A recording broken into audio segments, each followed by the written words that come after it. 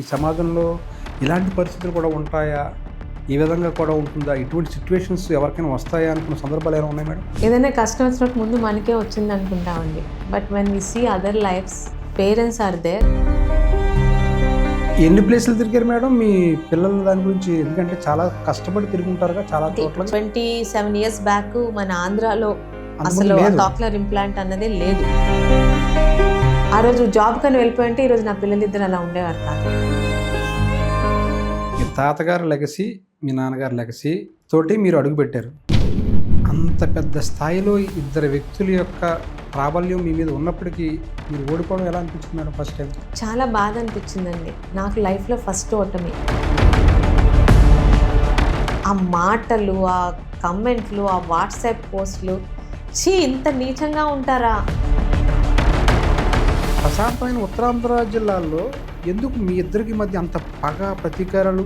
ఒక ఆడపిల్లని ఏమేమి అనకూడదు అలాంటి పోస్టులు 24 గంటలు నన్ను, నా కులాంతర వివాహాన్ని, నా భర్తని, నా తాత ఫోటోని, నా తండ్రి తాలూకు వీరిని ఒక విధమైన పైశాచిక పశువృత్తితోని కామెంట్లు. అంటే సిఐడి కేసు కూడా ఎదుర్కొన్నట్టున్నారు. ఎందుకు మేడం? అసలు ఏం జరిగింది అసలు అప్పుడు?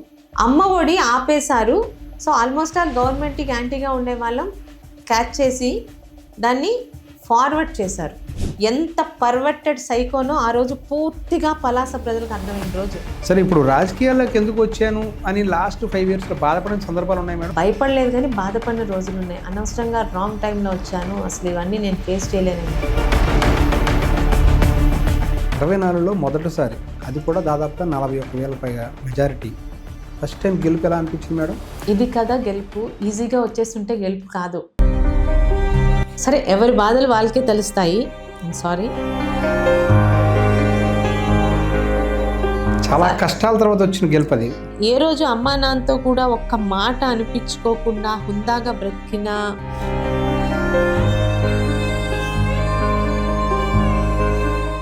వీధి కుక్కల్లా బిహేవ్ చేసే ఆ వైసీపీ, అప్పలరాజు, పేటీఎం వాళ్ళతోని తప్పుడు మాటలు అనిపించుకున్నాను.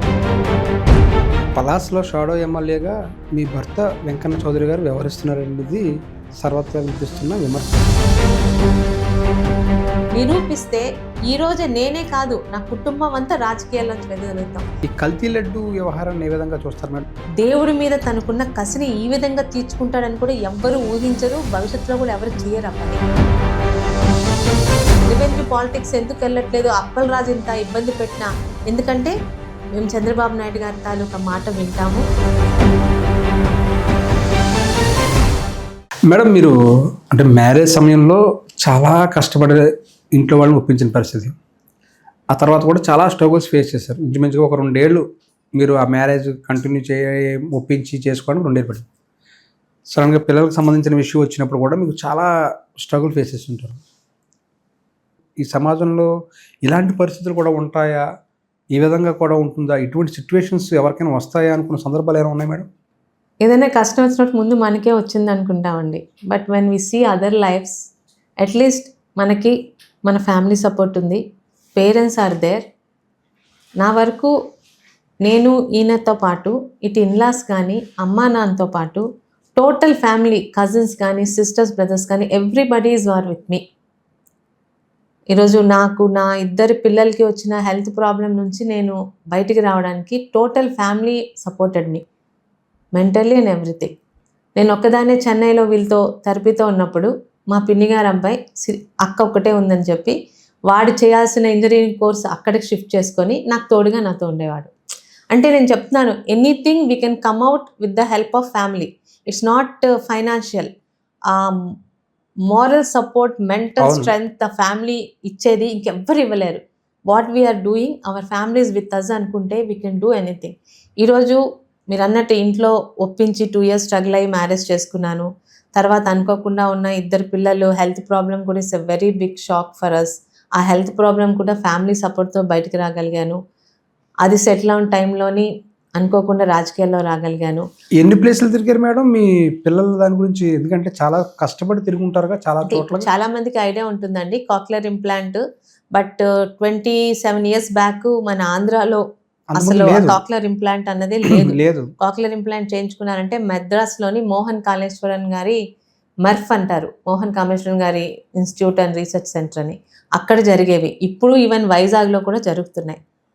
నేను చెన్నై, తర్వాత ముంబై, మైసూర్లో యాష్ అని ఒక ఇన్స్టిట్యూట్, ఫైనల్గా హైదరాబాద్లో బోయిన్పల్లిలో Ali ఆవర్జంగ్ institute of hearing and speech, తర్వాత ఐఎమ్ బ్యాక్ టు వైజాగ్.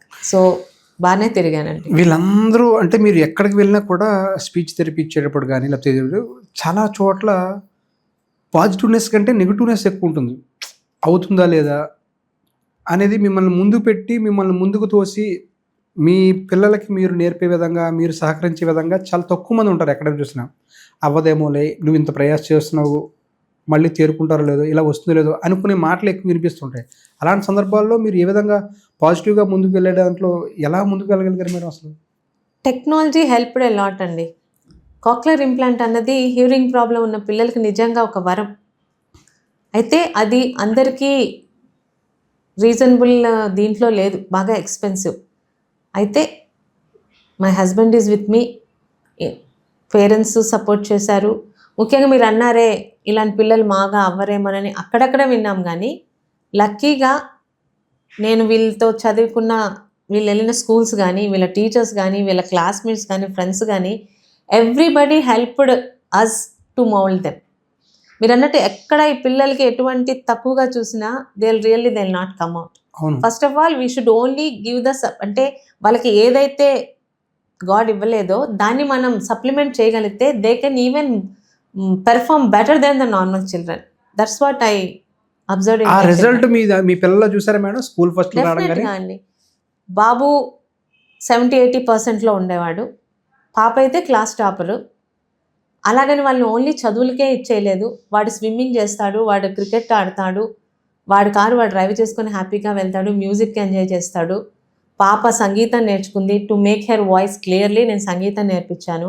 సంగీతం క్లాసెస్కి వెళ్తున్నప్పుడు డ్యాన్స్ చూసి నాకు ఇంట్రెస్ట్ ఉందని పట్టుబట్టి నా వెనకాల 2 నెలలు పడి, రోజు స్కూల్ నుంచి రాగానే డ్యాన్స్ టీచర్ని చూసావా, స్కూల్ నుంచి రాగానే డ్యాన్స్ టీచర్ని చూసావా, దాన్ని ఇంట్రెస్ట్ చూసి డ్యాన్స్ నేర్పించాను. స్టేజ్ పెర్ఫార్మెన్సెస్ కూడా ఇచ్చింది డ్యాన్స్లోని.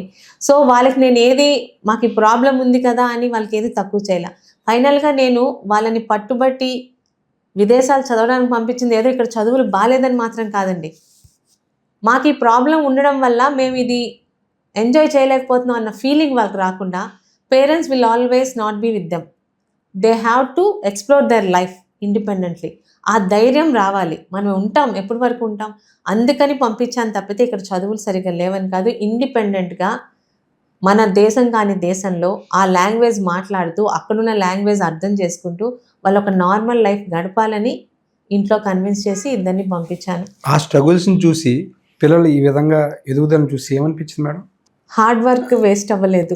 నేను ఏదైతే Group 1 నా జాబ్ వచ్చే టైంకి అన్నీ వదిలిపెట్టి ఆ రోజు జాబ్ కని వెళ్ళిపోయింటే ఈరోజు నా పిల్లలిద్దరు అలా ఉండేవారు కాదు. They will be in a disaster position. But today అంటే అలాంటి ప్రాబ్లం ఉన్న పిల్లల్ని చూస్తున్నప్పుడు ఇంత హార్డ్ వర్క్ చేశాం కాబట్టి they are like just normal children, they are enjoying their life normally. రేపు ఉదయం వాళ్ళు ఒక మంచి ఉద్యోగస్తులు అవ్వచ్చు, మంచి వ్యాపారస్తులు అవ్వచ్చు. ఒక నార్మల్ లైఫ్కి తల్లిగా నేను చేయగలిగింది చేశాను. Now I feel proud as a mother.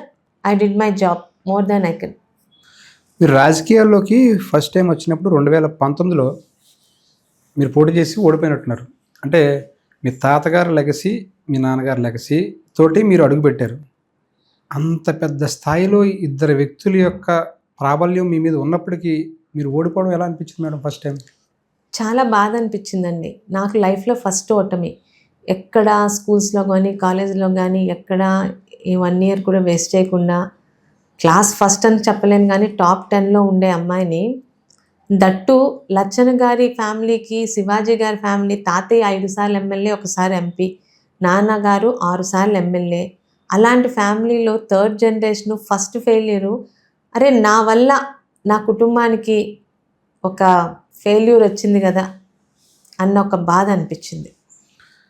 ఆ ఫెయిల్యూర్స్ నుంచి అంటే మీకు మామూలుగా రాజకీయాలకు రావాలని అనిపించినప్పుడు తాతగారు, నాన్నగారు ఇద్దరు కూడా ఉన్నారు కాబట్టి నేను రాజకీయ వారసత్వంలో చాలా ఈజీగా నేను అవుట్కమ్ అయిపోగలుగుతానని అనుకున్నారు. అలాగే అనుకున్నానండి. నన్ను తీసుకొచ్చినప్పుడు నాన్న ఎమ్మెల్యే, తాతయ్య చాలా సీనియర్ లీడర్ అందరికీ తెలుసు. జిల్లాలో అప్పుడు మంత్రిగా ఉన్న అచ్చెన్నాయుడు గారు కానీ, ఇప్పుడు మంత్రిగా ఉన్న అచ్చెన్నాయుడు గారు, రామ్మోహన్ నాయుడు గారు కానీ చిన్నప్పటి నుంచి తెలిసిన వాళ్ళు. జిల్లాలో ఎమ్మెల్యేలు అందరూ తెలుసు. It's like a cake walk. ఏముంది, ఇలాగ మార్నింగ్ వెళ్ళి సాయంత్రం వచ్చేసి పనులు హ్యాపీగా చేసేసుకోవచ్చు అనుకున్నాను. కానీ ఇక్కడ ఎవరి ఫైట్ వాళ్ళదే.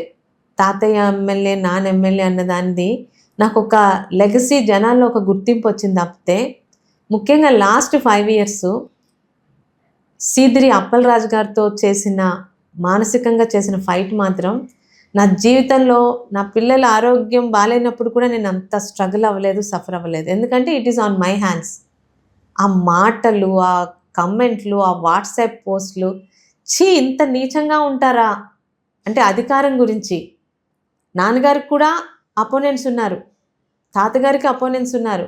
నాన్నగారి మీద ఒకసారి గెలిచింది జుత్తు జగన్ నాయకులు గారు, ఆయన కూడా ఫిషర్మ్యాన్ కమ్యూనిటీయే. ఆయన ఎక్కడ కనిపించినా గెలిచాక కూడా, ఆయన నాన్నగారి మీద గెలిచాక కూడా ఎక్కడ కనిపించినా అన్నయ్య అని ఆప్యాయంగా పిలిచేవారు.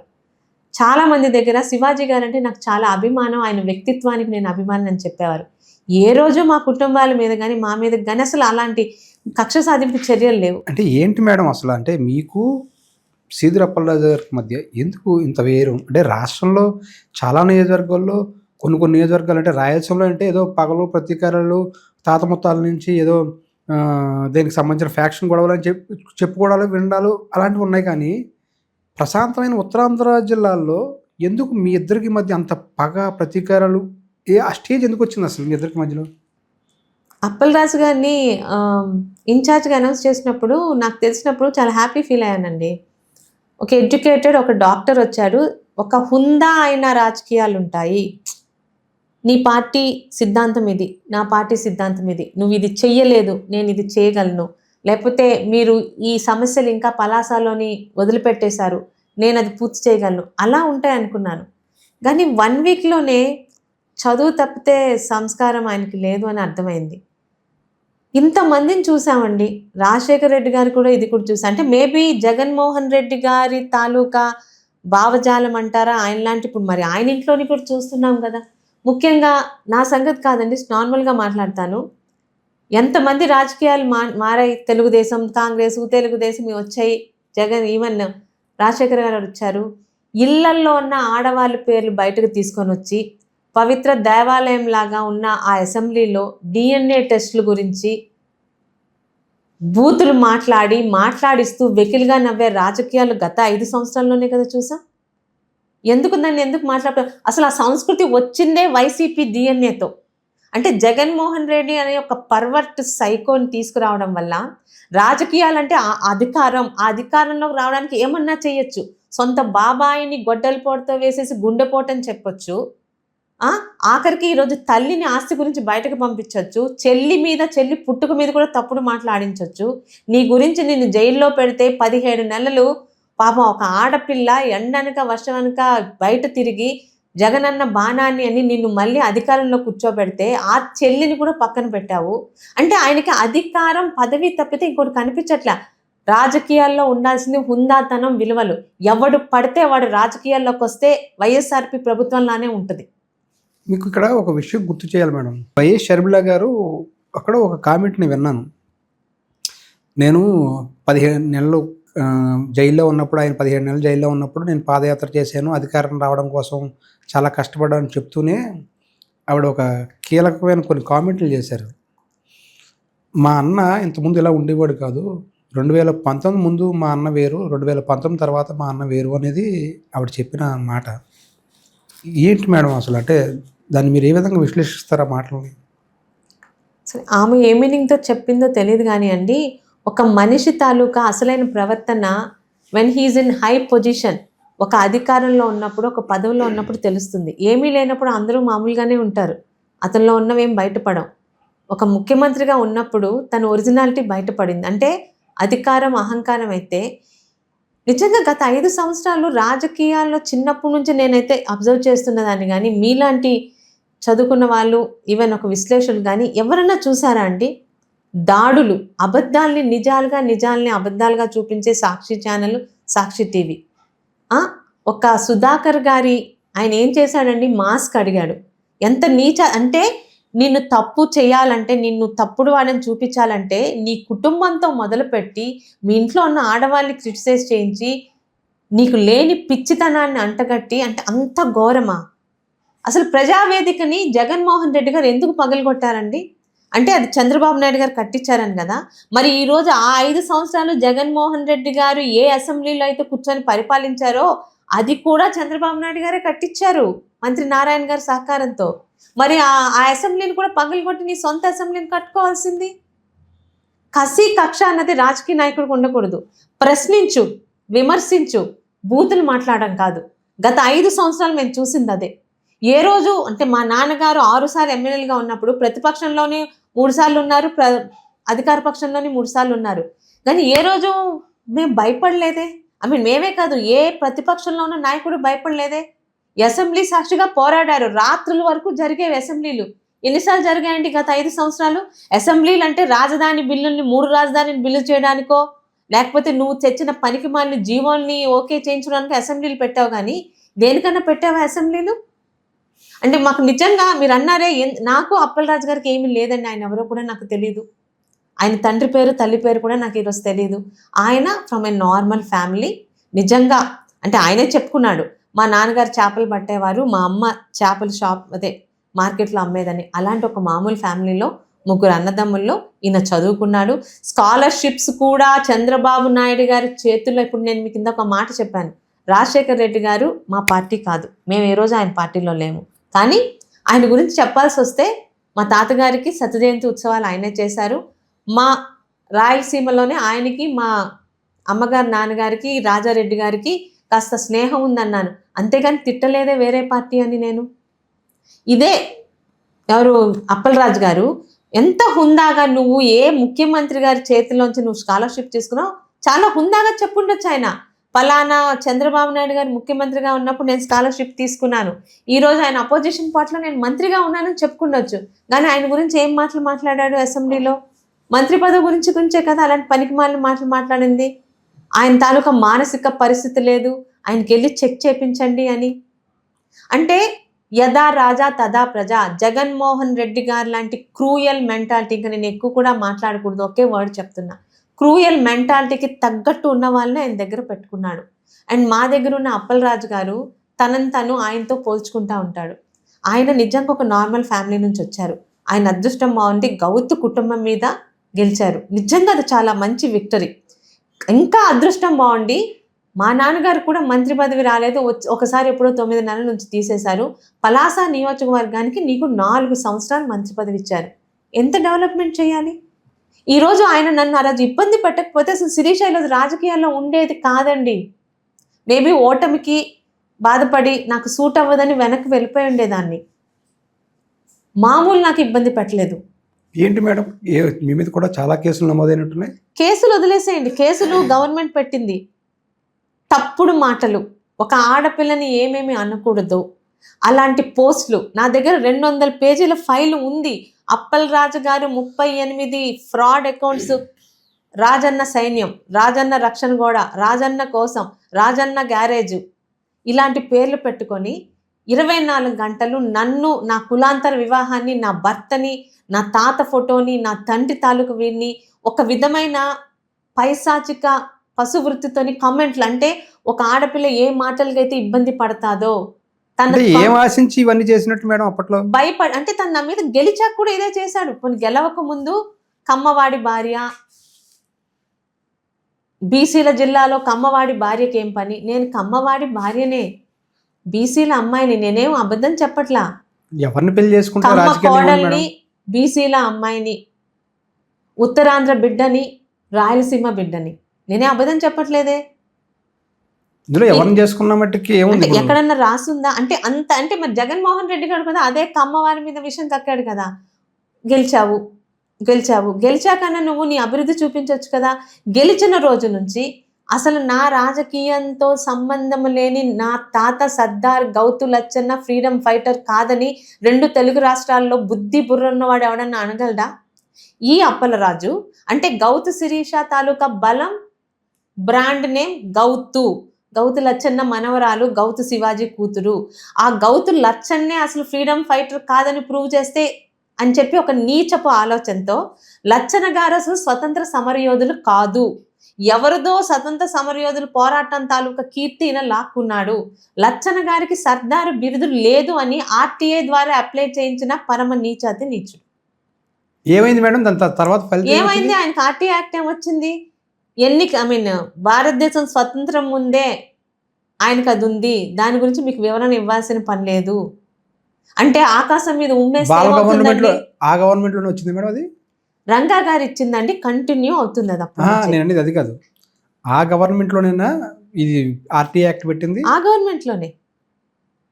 అవన్నీ అంటే నన్ను అనొచ్చు, నేను కులాంతర వివాహం చేసుకున్నాను, ఆయన మంత్రిగా ఉన్నారు, ఇన్ఫ్లుయెన్స్ చేయొచ్చు, అయినా కూడా ఆయన అనుకున్న ఫలితం రాలేదు. అంటే ఇంక 24 గంటలు అదేదో సామెత ఉంటుంది కదండి, నీకు చెప్పుకోవడానికి ఏం లేదు, నీకు చేయడానికి ఏం లేదు. 24 గంటలు గౌతు శిరీష భర్త గురించి మాట్లాడి పాడిందే పాడరా పాసిపల్లి దాసరని జనాల్లో ఒక అబద్ధాలు తీసుకెళ్లాడు. ఒకసారి నమ్ముతారు, రెండుసార్లు నమ్ముతారు. గౌతు కుటుంబం మీద 16,000 మెజార్టీతో గెలిచానని విర్రవీగాం. ఈరోజు 41,000 తేడాతో నిన్ను ఓడించి ఇంట్లో కూర్చోబెట్టారు. అయినా సిగ్గు లేకుండా ఇలాగే ప్రవర్తిస్తున్నారు. మామూలు హెరాస్మెంట్ కాదండి, నేను నేర్చుకున్న రోజులు ఉన్నాయి, ఇంట్లోంచి బయటకు వెళ్ళిన రోజులు ఉన్నాయి. లకారాలు మకారాలతో ఒక ఆడపిల్ల గురించి మాట్లాడితే, ఒక హుందా అయిన ఫ్యామిలీలో పుట్టాను, కాలేజ్ రోజుల్లో కానీ ఇక్కడ కానీ ఒక్కరి చేత ఒక మాట అనిపించుకోలేదు. అలాంటి అమ్మాయిని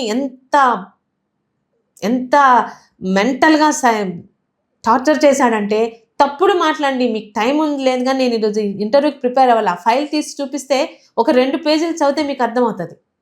దాని మీద పోలీసుల దగ్గరికి వెళ్తే వాళ్ళకి దాని మీద ఏం కనిపించట్లేదు. ఒకేసారి అడిగాను, అక్కడ మాకు అమిత్ బడ్డార్ అని ఒక ఎస్పీ ఉండేవాడు, ఆయన దగ్గరికి వెళ్తే ఆయన తెలుగు రాదు. నేను ఒక్కసారి మీకు తెలుగు తెలిసిన ఆయనతో అవి చదివించుకొని ఇవే మాటలు మీ ఇంట్లో ఉన్న విమెన్ మీద అంటే మీరు ఊరుకుంటారా అని అంటే, ఆయన అప్పుడు ఎఫ్ఐఆర్ ఫైల్ చేయించారు. ఏమైంది? ఎఫ్ఐఆర్ ఫైల్ అయింది, తీసేస్తారు కదా, మాకు తెలుసు కదా, అట్లీస్ట్ ఆ స్టేజ్ దాకా తీసుకువెళ్ళా. కేసు నమోదు చేశారు మేడం? అప్పుడు కేసు నమోదు చేశారండి, నమోదు చేసినంత వరకే ఉంటుంది కదా. మీరు ఇందాక నాకు ఒక మాట అన్నారు, ఇంత అంటే మీకు ఆల్రెడీ మీ కళ్ళలోనే కనిపిస్తుంది, ఆయన పేరు ఎత్తగానే మీకు ఆ భావోద్వేగం కనిపిస్తుంది కూడా.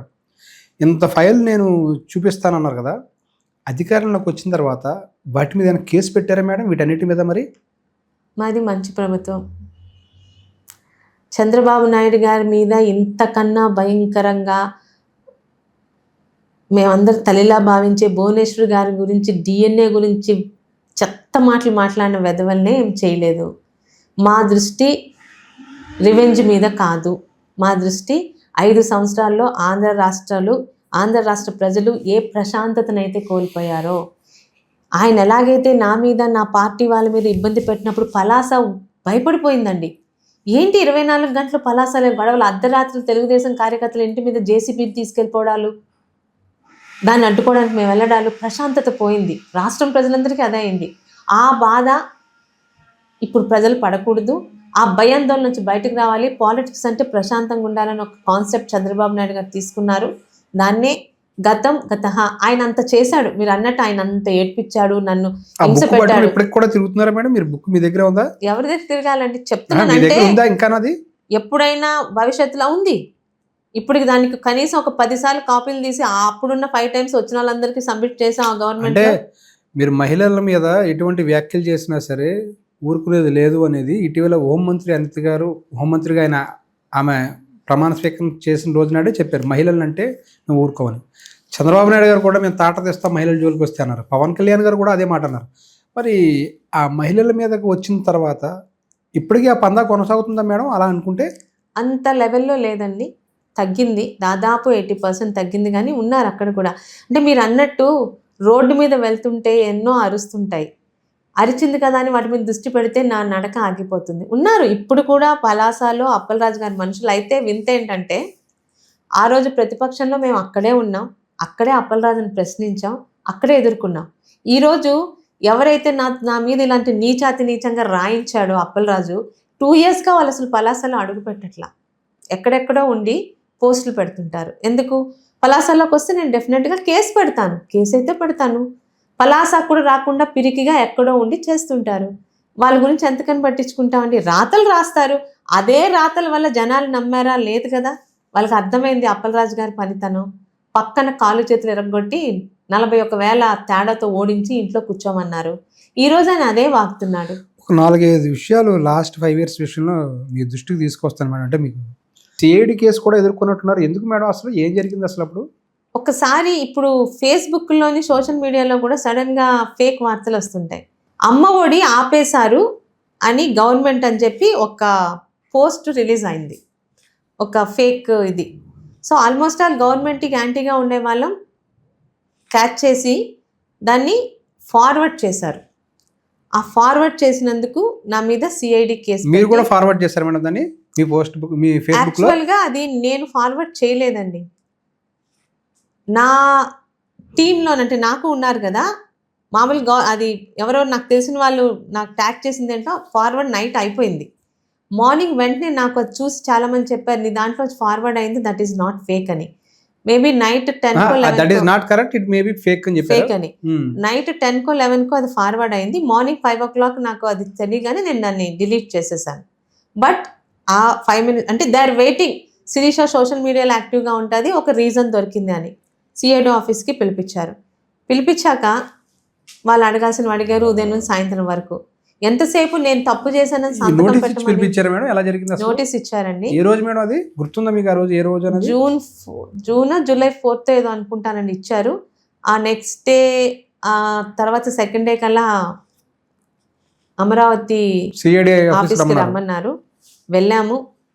లాయర్ని పంపించారు, చంద్రబాబు నాయుడు గారు పార్టీ లాయర్ని.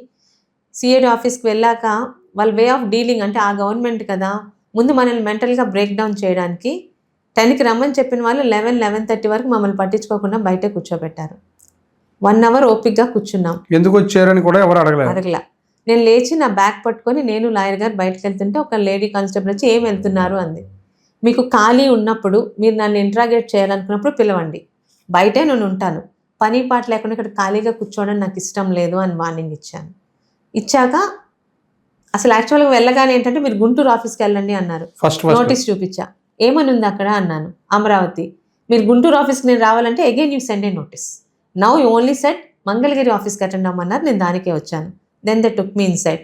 వెళ్ళాక ఒక 1 hour ఈ సైకలాజికల్ గేమ్ ఆడతారు. 1 hour చూసి నేను బయటకు వెళ్తుంటే ఆపారు. ఎవరో ఒకరు వచ్చారు, ఒక ఆఫీసరు. ఒక 10-15 minutes నార్మల్ లాంగ్వేజ్ అయింది. తర్వాత మీరు చెప్పినవన్నీ మీరు ఒప్పేసుకొని సంతకాలు పెడితే ఇంట్రాగేషన్ రూమ్ లోకి తీసుకెళ్లారు మేడం? ఒక రూమ్ లోకి తీసుకెళ్లారు. లాయర్ గారిని నా దగ్గర ఉంచలేదు, పక్కన ఎవరిని అలౌ చేయలేదు. లాయర్ కూడా నాతో మాట్లాడాలంటే వాళ్ళ ముందే మాట్లాడాలంటారు. నా ఫోన్ కూడా నా దగ్గర లేదు. ఫోన్ కూడా తీసుకున్నారు. వితౌట్ ఫోన్ మిమ్మల్ని ఫోన్ వాళ్ళు తీసుకున్నారు. నేను వచ్చాక నా ఫోన్ వాళ్ళు తీసుకున్నారండి, మాట్లాడనివ్వకుండా. ప్లస్ ఆ ఫోన్ లోని మీరు ఏమేమి పోస్ట్ చేశారు అవి మళ్ళీ నాకే చూపించాలి కదా, అవి దాని ఫోన్ తీసుకున్నారు. యూనిఫామ్లో రాలేదు, ఎవరో వచ్చి కూర్చొని మీరు మాకు అన్నీ సహకరిస్తే మేము సంతకం పెట్టేస్తే మీరు వెళ్ళిపోవచ్చానంటే, మీరు నేను నిజాలు అడిగితే నిజాలు చెప్తాను కానీ సంతకం మాత్రం నా లాయర్ని అడిగి సంతకం పెట్టాలి నేను అన్నాను. ఈవినింగ్ వరకు సైకలాజికల్ గేము. 10 నిమిషాలు మాట్లాడతారు, అరగంట బయటకు వెళ్ళిపోతారు. మేడ మీదకి వెళ్ళి ఎవరో పర్మిషన్ తీసుకురావాలని. No food, no water, not sending to washroom.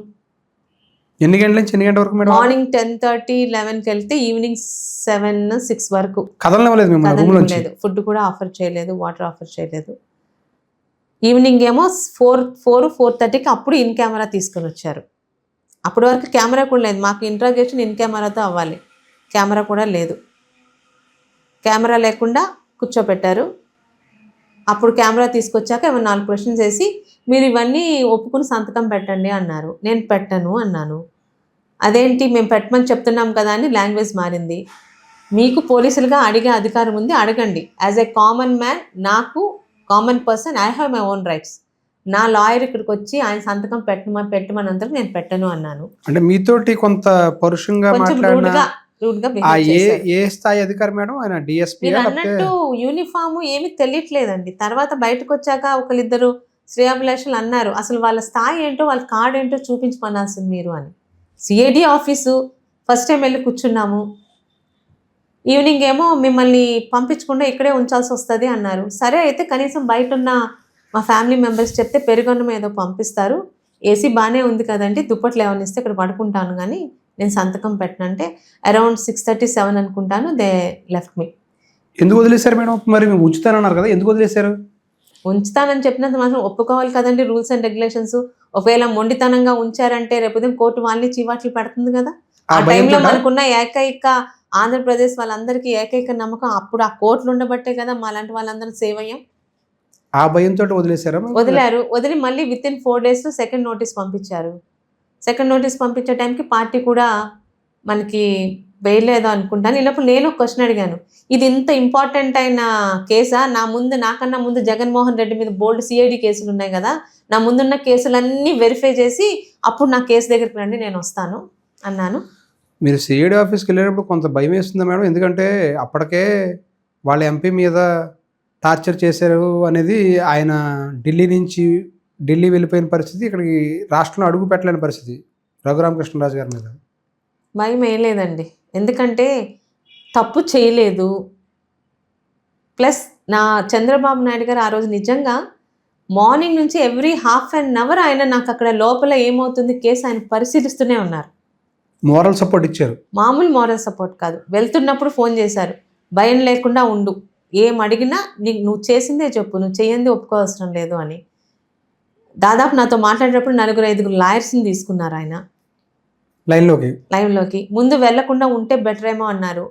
తప్పు చేయలేదు కాబట్టి నేను ఫేస్ చేస్తానంటే అది కరెక్టే అని అన్నారు. తర్వాత ఎవ్రీ హాఫ్ అన్ అవర్కి, ఎందుకంటే ఆ పక్క రూమ్లో మా లాయర్ కూడా ఉన్నారు, ఆయన నా దగ్గర కూర్చోపెట్టలేదు. ఆయన ఏమన్నా నాతో మాట్లాడాలనుకుంటే నా దగ్గరకు వచ్చి వీళ్ళ ముందే మాట్లాడాలి.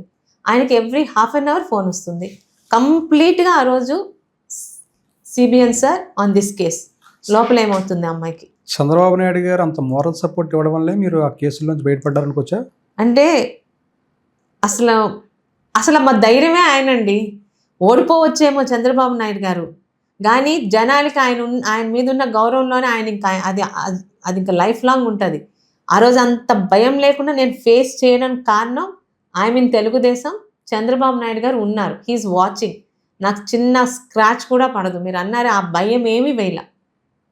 మీ పార్టీ నాయకుడు ఏదో విన్నాను, విఠల్ గారి అమ్మాయికి ఏదో బోన్ ఏదో సమస్య వస్తే 10 లక్షల రూపాయలు వేరే ఎమ్మెల్యే గారి దగ్గరికి వెళ్తే, ఆయన వైఎస్ఆర్సీపీ ఎమ్మెల్యే గారే స్పీకర్ గారు ఆయన చంద్రబాబు నాయుడు గారు సీఎంగా జగన్మోహన్ రెడ్డి గారి దృష్టికి తీసుకెళ్ళడం, ఆయన ఓకే చేసి 10 లక్షలు ఇవ్వడం, కానీ ఇక్కడేమో ఇవ్వనివ్వలేదని చెప్పి తెలిసింది మేడం. ఏం జరిగింది అసలు అప్పుడు? జూన్లో రిజల్ట్ వచ్చి మనం ఓడిపోయాం కదండి. థింక్ ఆగస్టు ఆ టైంలోనే విఠల్ గారు నాన్నగారితో పాటు పనిచేశారు. ఒక విధంగా నాకు అక్కడ బాగా సపోర్టివ్గా ఉంటారు, లైక్ ఏ ఫాదర్. ఇది వాళ్ళ సెకండ్ పాప, షీఈ్ 18 years old. అమ్మాయి పేరు కూడా శిరీష. అమ్మాయికి శిరీష అని ఎందుకు పేరు పెట్టారంటే అమ్మాయి పుట్టింది కూడా May 16. నేను పుట్టినరోజు చాలా సంవత్సరాల తర్వాత పుట్టిందని నాన్నగారి మీద ఒక ప్రేమతో ఆయన శిరీషను పెట్టుకున్నారు. అమ్మాయికి నార్మల్ ఫీవర్ స్టార్ట్ అయ్యి ఫైనల్గా it turn out blood cancer and there is nothing more than bone marrow transplant. అది రాయవెల్లూరులో ఎక్కడో. ఆ టైంలో సరే ఎంత ఇదైనా స్పీకర్ గారు కూడా మా పార్టీ నుంచి వెళ్ళిన వాళ్ళే కదా, ఆమ్దాల్వాస్ అదే సీతారాం గారు. ఆయన మా పార్టీలో ఉన్నప్పుడు ఉన్న పరిచయం గుర్తుపెట్టుకొని ఈయన ఇవ్వరని తెలిపి మా పక్కన అశోక్ గారు గెలిచారు తెలుగుదేశం ఎమ్మెల్యేగా. అశోక్ గారికి విఠల్ గారు ప్రొసీడ్ అయితే ఈయన స్పీకర్ దృష్టిలో పెట్టారు. పెడితే వెంటనే ఆ టైంలో ఇజ్రాయెల్ ఏదో వెళ్ళారు, ఎవరు మన జగన్మోహన్ రెడ్డి గారు, అంటే వితిన్ 3 months. వెళ్ళక ముందే 10 lakhs క్యాష్ అదే చెక్ సంతకం పెట్టించి, అయితే చెక్స్ ఎవరైనా లోకల్ ఎమ్మెల్యేస్కి వస్తాయి. ఆయనకు వస్తే ఆ చెక్ నీకు కావాలంటే నువ్వు వచ్చి నా పార్టీలో జాయిన్ అయ్యి నా కాలు పట్టుకోవాలి అంటే, నా దగ్గరికి రా అంటే వెళ్తారు కానీ అండి, కాలు పట్టుకోవాలి పార్టీలో జాయిన్ అవ్వాలంటే తెలుగుదేశం కార్యకర్తలండి. ఆయన రాలా. చెక్ ఇస్తానంటే ఆయన ఆల్రెడీ వాళ్ళ పాపని తీసుకొని వెల్లూరు వెళ్ళిపోయి ఉన్నారు. బోన్ మ్యారో ట్రాన్స్ప్లాంట్ డోనర్ అది చూసుకోవాలి కదా, ఇమ్మంటే ఇవ్వలేదు. పైగా ఆయన్ని ఫోన్ చేస్తే చాలా, ఈ లోపల మళ్ళీ ప్రెస్ మీట్ పెట్టేసి మేము చూసారా ఎంత హుందాగా ఒక వైసీపీ వాళ్ళం అయ్యిండి ఒక టీడీపీ నాయకుడు కూతురికి చెక్ ఇచ్చేసామని ప్రచారం చేసుకొని ఆయనతో ఆ డీలింగ్ మాట్లాడితే ఆయన రాలేదు. ఈయన చెక్ వెనక పంపించేశారు. చెక్ కూడా ఇవ్వలేదు. చెక్ కూడా ఇవ్వలేదు. ఆయన తన ఆస్తులు అమ్ముకొని 40 లక్షలు ఖర్చు పెట్టి కూతుర్ని కాపాడుకున్నారు. అమ్మాయి దేవుడి దయవల్ల ఈరోజు చక్కగా జాబ్ చేసుకుంటుంది. డాక్టర్ కదా మేడం, ఈయన మనిషి ప్రాణం విలువ తెలిసి ఉండాలి. అదే అనుకున్నామండి. డాక్టర్ కాని వాళ్ళకు కూడా మనుషుల ప్రాణాల విలువ తెలుస్తుందండి. డాక్టరే ఉండక్కర్లా, డాక్టర్ కాని వాళ్ళకు కూడా మనిషి ప్రాణం విలువ తెలుస్తుంది. ఇంకొక విషయం మేడం, మీకు ఆ 5 ఏళ్ల సందర్భంలో ఎక్కడ పలాసలో ఇల్లు కూడా, అంటే అద్దిల్లు కూడా ఇవ్వనివ్వకుండా ప్రయత్నం చేశారనేది నేను విన్నాను. ఏం జరిగింది మేడం అది కూడా? ఒక విచిత్రమైన స్థితి అండి. పార్టీలు గెలుస్తారు కానీ ఒక భయం అన్నది ఆ 5 సంవత్సరాలు మరి రాష్ట్రం మొత్తం నాకు తెలియదు. నా పక్కన అటు టెక్కలి ఉంది, ఆమ్దాల్వాల్స్ ఉంది, శ్రీకాకుళం ఉంది, అక్కడ లేడీ ఎమ్మెల్యేలు గుండె లక్ష్మీదేవి గారు ఉన్నారు. ఎవరు ఇలా ఫేస్ చేయలే. వీడు he's a typical perverted psycho. తెలుగుదేశం జెండా పట్టిన గౌతుకుటం పేరు చెప్పిన ఎవరిని బ్రతకనివ్వని ఒక అల్టిమేటం జారీ చేశారు. యు కాంట్ బిలీవ్, ఎంతమంది లీడర్స్ నాకు ఫోన్ చేసి అమ్మ పార్టీలోనే ఉన్నాం, పార్టీలోనే ఉంటాం, బయటికి రాం, ఎలక్షన్స్కి కరెక్ట్గా 6 నెలల ముందు మేము బయటకు వస్తాం, దయచేసి మమ్మల్ని మీరు కలవద్దు, మా షాపుల మీద, మా క్రషర్ల మీద అదేంటిది విజిలెన్స్ దాడులు, తెలుగుదేశం అన్నవాడంటే, మా పిల్లలు ఎక్కడో హైదరాబాద్లో చదువుతుంటే బైండ్ ఓవర్ కేసులు, పార్టీ మారుతారా, మీ పిల్లల్ని హైదరాబాద్లో చదువుతున్న వాళ్ళ మీద బైండ్ ఓవర్స్ కేసు పెట్టాలా, ఇలా అవుతున్నాయని ఓపెన్గానే నాకు చెప్పారు. ఆ టైంలోని, అంటే అంతకుముందు నుంచి అక్కడ ఒక ఆఫీస్ ఉండేది మాకు. మా ఇల్లు సోంపేట అండి. 2009 వరకు సోంపేట కాన్స్టిట్యున్సీ. సో తాతగారు అక్కడే ఎమ్మెల్యే, నాన్నగారు ఎమ్మెల్యే. సోంపేటకి పలాసకి 20 నిమిషాలు జర్నీ, అంటే ఇక్కడ నుంచి గాజువాక కన్నా ఇంకా తక్కువే. సో అక్కడే ఇండు ఉండి నేను రోజు అప్ అండ్ డౌన్ చేసేదాన్ని. ఇక్కడ ఇల్లు కమ్ ఆఫీస్ 2 ఫ్లోర్స్ ఉండేవి. ఏదన్నా అవసరం ఉంటే నైట్ హాల్ట్ అక్కడే చేసేటట్టు కిచెను, ఆఫీసు అంతా ఉండేది. అది రెంటెడ్. ఆ ఆఫీస్లో ఉండేవాళ్ళం. సరే, అప్పుడేమని ప్రచారం మొదలుపెట్టాడు, గౌతు శిరీష నాన్ లోకల్, అమ్మాయి రోజు పక్క నియోజకవర్గంకి వెళ్ళి ఉంటుంది అని. సరే, ఇంక మేము అప్పటికప్పుడు ఇల్లు కట్టుకోవడం ఎందుకు, అక్కడే 20 నిమిషాల దూరంలో సొంత ఇల్లు ఉంది. మళ్ళీ ఇప్పుడు ఇల్లు కట్టడం అంటే ఎంత కష్టమో మీకు తెలుసు. సో అక్కడే ఒక ఇల్లు అద్దెకి తీసుకుందామని ఎన్ని ఇల్లులో ట్రై చేస్తుంటే అసలు అద్దె దాకా ఎవరు రాలేదు, ఇవ్వమనేవారు. ఒక హౌస్ ఒప్పుకున్నాము, వాళ్ళకి రెంట్ 2 monthsది పే చేసేసాము. రేపు మార్నింగ్ గృహప్రవేశం, రెంట్కే. రేపు మార్నింగ్ గృహప్రవేశం అయితే నేను ఇల్లు సాయంత్రానికి కడిగేసి మీకు తాళాలు ఇచ్చేస్తాను, మీరు సాయంత్రం కాల్ చేయండి అని అన్నారు. పిఏ సాయంత్రం కాల్ చేస్తుంటే మేము ఎవరికైతే ఫోన్ చేస్తున్నామో ఇంటి ఓనర్ ఫోను అప్పలరాజు గారు అన్నయ్య ఫోన్ ఎత్తుతున్నాడు, సీద్రి త్రినాథ్ అని. ఆయన చేస్తుంటే ఆయనకు వెళ్తుందా? ఈయన ఎత్తుతున్నాడు ఆ ఫోన్. ఎత్తి మీకు ఇల్లు ఇవ్వడు, ఎవరికి ఏం చెప్పుకుంటారో చెప్పుకోండి. అదేంటి, మరి ఇప్పుడు 6 సార్లు ఎమ్మెల్యేగా చేసిన శివాజీ గారి కూతురికి ఇల్లు ఇవ్వడానికి ఎవరైనా భయపడతారని ఊహించాం. అసలు వాళ్ళ లైన్లోకి రావట్లే. ఆ ఫ్యామిలీ ఫోన్లు ఆఫ్ చేసుకొని కూర్చున్నారు. ఏం చేస్తాం, కామ్ అయిపోయామండి. అయ్యి పట్టుదలగా వీడు నాకు ఇల్లు ఇవ్వనన్నాడు కదా అని డబల్దా రేట్ పెట్టి, లక్కీగా మున్సిపాలిటీ సరౌండింగ్లోకి రాకుండా సుడా శ్రీకాకుళం సరౌండింగ్, పలాసకు ఆనుకునే ఉంటుంది, మున్సిపాలిటీ కిందకి రాదు, శ్రీకాకుళం సరౌండింగ్ హౌస్ తీసి 11 monthsలో నేను ఇప్పుడు ఉంటున్న ఇల్లు కన్స్ట్రక్ట్ చేశాడు నా భర్త. పట్టుదలగా కన్స్ట్రక్ట్ చేసినప్పుడు అది ఊరికి దూరంగా ఉంటుంది కదండి, అక్కడ ట్రాన్స్ఫార్మర్ వేయాలంటే లైన్స్ ఉండవు, మనమే డబ్బులు కట్టుకోవాలి, 8.5 lakhs. మేము కట్టి ట్రాన్స్ఫార్మర్ వేయిస్తుంటే ఆ ట్రాన్స్ఫార్మర్ వేసే అతనికి ఫోన్ చేశాడు. ఫోన్ చేసి అమ్మాయికి ట్రాన్స్ఫార్మర్ అలాట్ చేయకండి అని. ఆయన ఏమన్నాడంటే, సార్ 2 రోజులు ఆపగలను, 3 రోజులు ఆపగలను, షీ పేడ్ టోటల్ అమౌంట్, నేను కాకపోతే వేరే వాళ్ళన్నా వచ్చి ఇస్తారు, అదైతే ఎక్కువ రోజులు ఆపలేనంటే ఆయన అక్కడ నుంచి ట్రాన్స్ఫర్ చేసేసాడు. లైన్మెన్ అంటే లేకపోతే ఏయిని. సరే, మాకైతే ట్రాన్స్ఫార్మర్ వచ్చింది, మేము ఇల్లు కట్టుకున్నాము. ఇల్లు కట్టుకుని గృహప్రవేశం చేసిన రోజు వాడికి అనుకూల పత్రికల్లో కాలకేయుల గృహప్రవేశం, శ్మశానంగా మార్చబోతున్న గౌతు శిరీష దంపతులు. అంటే అసలు నన్ను చూస్తే వాడికి ఎందుకు అంత భయమో నాకు అర్థం కాదండి. రాజకీయాలు అనక ఓటమిలు ఉంటే గెలుపులు ఉంటాయి. గెలుపులోని నువ్వు హుందాగా ఉంటే ఓటమి అప్పుడు ఈ జోలికి ఎవ్వరు. ఈరోజు గౌతు కుటుంబం అంత వాడు ఇబ్బంది పెట్టినా మేము ఇబ్బంది పడకుండా ప్రజలు మన్నంతా అక్కడ ఉన్నామంటే నా తండ్రి కానీ నా తాత కానీ ఎవరిని అన్యాయం చేయలేదు, హుందాగా రాజకీయాలు చేశారు. ఈరోజు ఆ ధైర్యం అప్పలరాజుకి లేదు, అక్కడ ఉన్న జగన్మోహన్ రెడ్డికి లేదు. ఓడిపోయిన 2వ రోజే తాడేపల్లి ప్యాలెస్ను వదిలేసి బెంగళూరు పారిపోయాడు. ఇంకొక విషయం మేడం, మీరు ఏదో ఒక ఇష్యూలో ఎప్పుడో అర్ధరాత్రి వరకు మీరు ఒక్కరే కూర్చున్నారు అనేది విన్నాను. ఏదో ఒక ఇష్యూలో మీ కార్యకర్త మీదకి చిన్న ఏదో కాలువకు సంబంధించిన ఇష్యూ వస్తే దాన్ని కూలగొట్టమని చెప్పడం, అది మీకు తెలిసిన తర్వాత మీరు, మీ అనుచరులు, మీ కార్యకర్త అందరూ వెళ్ళి అక్కడ ధర్నా చేయడం ఏం జరిగింది మేడం? బడ్డా అదేంటి? నాగరాజ్ అని మా మున్సిపాలిటీ పార్టీ అధ్యక్షుడండి. మరి మీటింగుల్లో ఎలక్షన్కి 1 year ముందు అనుకుంటానండి ఇది. మీటింగుల్లోని విమర్శలు ఉంటాయి కదా, నన్ను విమర్శలు చేయొచ్చు, ప్రశ్నించవచ్చు, బూతులు కాదు. అప్పలరాజు గారు ఎంతసేపు ఇంకొక 6 నెలలు 7 నెలలు ఆ తర్వాత మీ ఓటమి ఖాయం అన్న మాటని పట్టుకొని, అతని ఇల్లు ఊరికి దూరంగా ఉంటుంది. ఆ ఇంటి ముందు ఒక కాలువ అంటే కాలువ కాదండి, మీరు నేను ఉన్న ప్లేస్ అంతా ఒక ఇది, దాని మీద ఒక చెప్టా వేసుకొని తన ఇంటికి దారి పెట్టుకున్నాడు. అది వంశధార కాలువ అని, ఈ అబ్బాయి చెప్టా వేయడం వల్ల అందులో నీరు ఆగిపోతుందని, 5 సంవత్సరాలుగా అసలు వంశధార నీటిని చుక్క కూడా తేలేని అసమర్థ మంత్రి, అది అసలు కాలువ కూడా కాదు. అయితే ఆశ్చర్యం ఏంటంటే, ఈరోజు ఎమ్మెల్యేలు చెప్తే అది రూల్ కాదని మాట్లాడుతున్న ఈ అధికారులు, రూల్ ప్రకారం వెళ్తున్న అధికారులు, total Srikakulam including that time కలెక్టర్తో సహా వీడి మాటకి భయపడి దాన్ని జేసీబీతో పగలగొట్టమని పంపించారు. ఎవరండి కలెక్టర్ అప్పుడు? సడన్ గుర్తు రావట్లేదు. ఆయన ఎలక్షన్ ముందే మారిపోయారు ఆ కలెక్టర్ గారు. ఆ ఇన్సిడెంట్ అయినప్పుడు మార్నింగ్ నేను వంశధార ఆఫీసర్లకి మాట్లాడాను. ఏమంటే అది కాలువ, అసలు కాలువ కాదండి, జస్ట్ ఒక ఎన్ని అడుగులు అంటారు, 2-3 అడుగులు చెప్తా, అది దాన్ని పగలగొట్టడం ఏంటండి అంటే, అమ్మ మీ రాజకీయాలు మీకు తెలుసు కదా, ఇంకెన్ని రోజులు, ఒక 6-7 నెలలు, దయచేసి ఓపిక పట్టండి, ఆయన పిచ్చెక్కి అరుస్తున్నాడు, మేమేం చేయలేము, పగలగొట్టాల్సిందే అని. ఇంకప్పుడు నా కార్యకర్తకి నేను వెళ్ళి కూర్చోకపోతే ధైర్యం ఏంటండి? అప్పుడే ఇంటికి వెళ్ళాను. ఈ విషయం తెలియగానే మేము మొత్తం క్యాడర్ అంతా వచ్చి కూర్చున్నాం. రాత్రి 11 అయింది, 12 అయింది. పోలీసుల్ని దింపుతున్నాడు అక్కడికి, మమ్మల్ని అందరినీ లాగిపడేసి. ఎందుకంటే ఎంత పర్వర్టెడ్ సైకోనో ఆ రోజు పూర్తిగా పలాస ప్రజలకు అర్థమైన రోజు. రాత్రి ఆ చెప్టా పగలగొట్టినంత వరకు ఆయన లైవ్లో చూస్తూనే ఉన్నాడు. ఆ చెప్టా పగలగొట్టాక పడుకున్నాడు 2 గంటలు. పగలగొట్టారా మేడం? మీరు అడ్డుకున్నారు? అయితే అడ్డుకోవడం అంటే వెంటనే 7-7:30కి సీరియస్నెస్ అర్థమైందండి.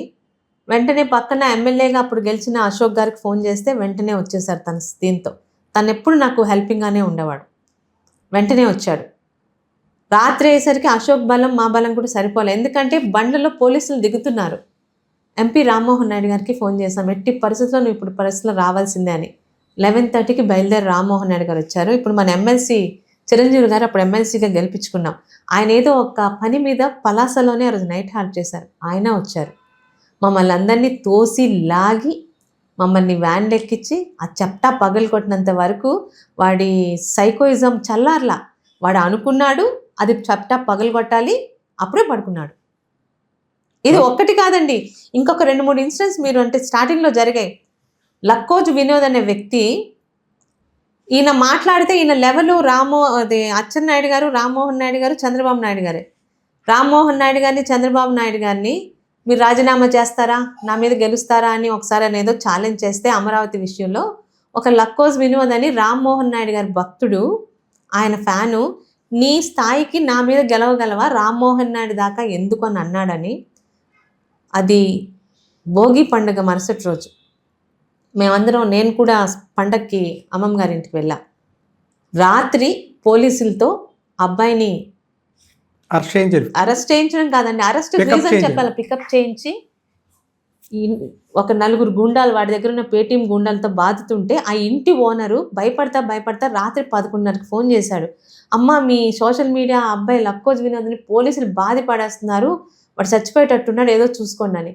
వెంటనే ఫోన్లు చేసి మన వాళ్ళకి ఒకసారి ఆ ఇంటికి వెళ్ళండి, 11 గంటలకు పండగ, అందరూ బిజీగా ఉంటారు, పాపం వెళ్ళారు. వెళ్ళేసరికి అక్కడ లేడు, పోలీస్ స్టేషన్లో లేడు.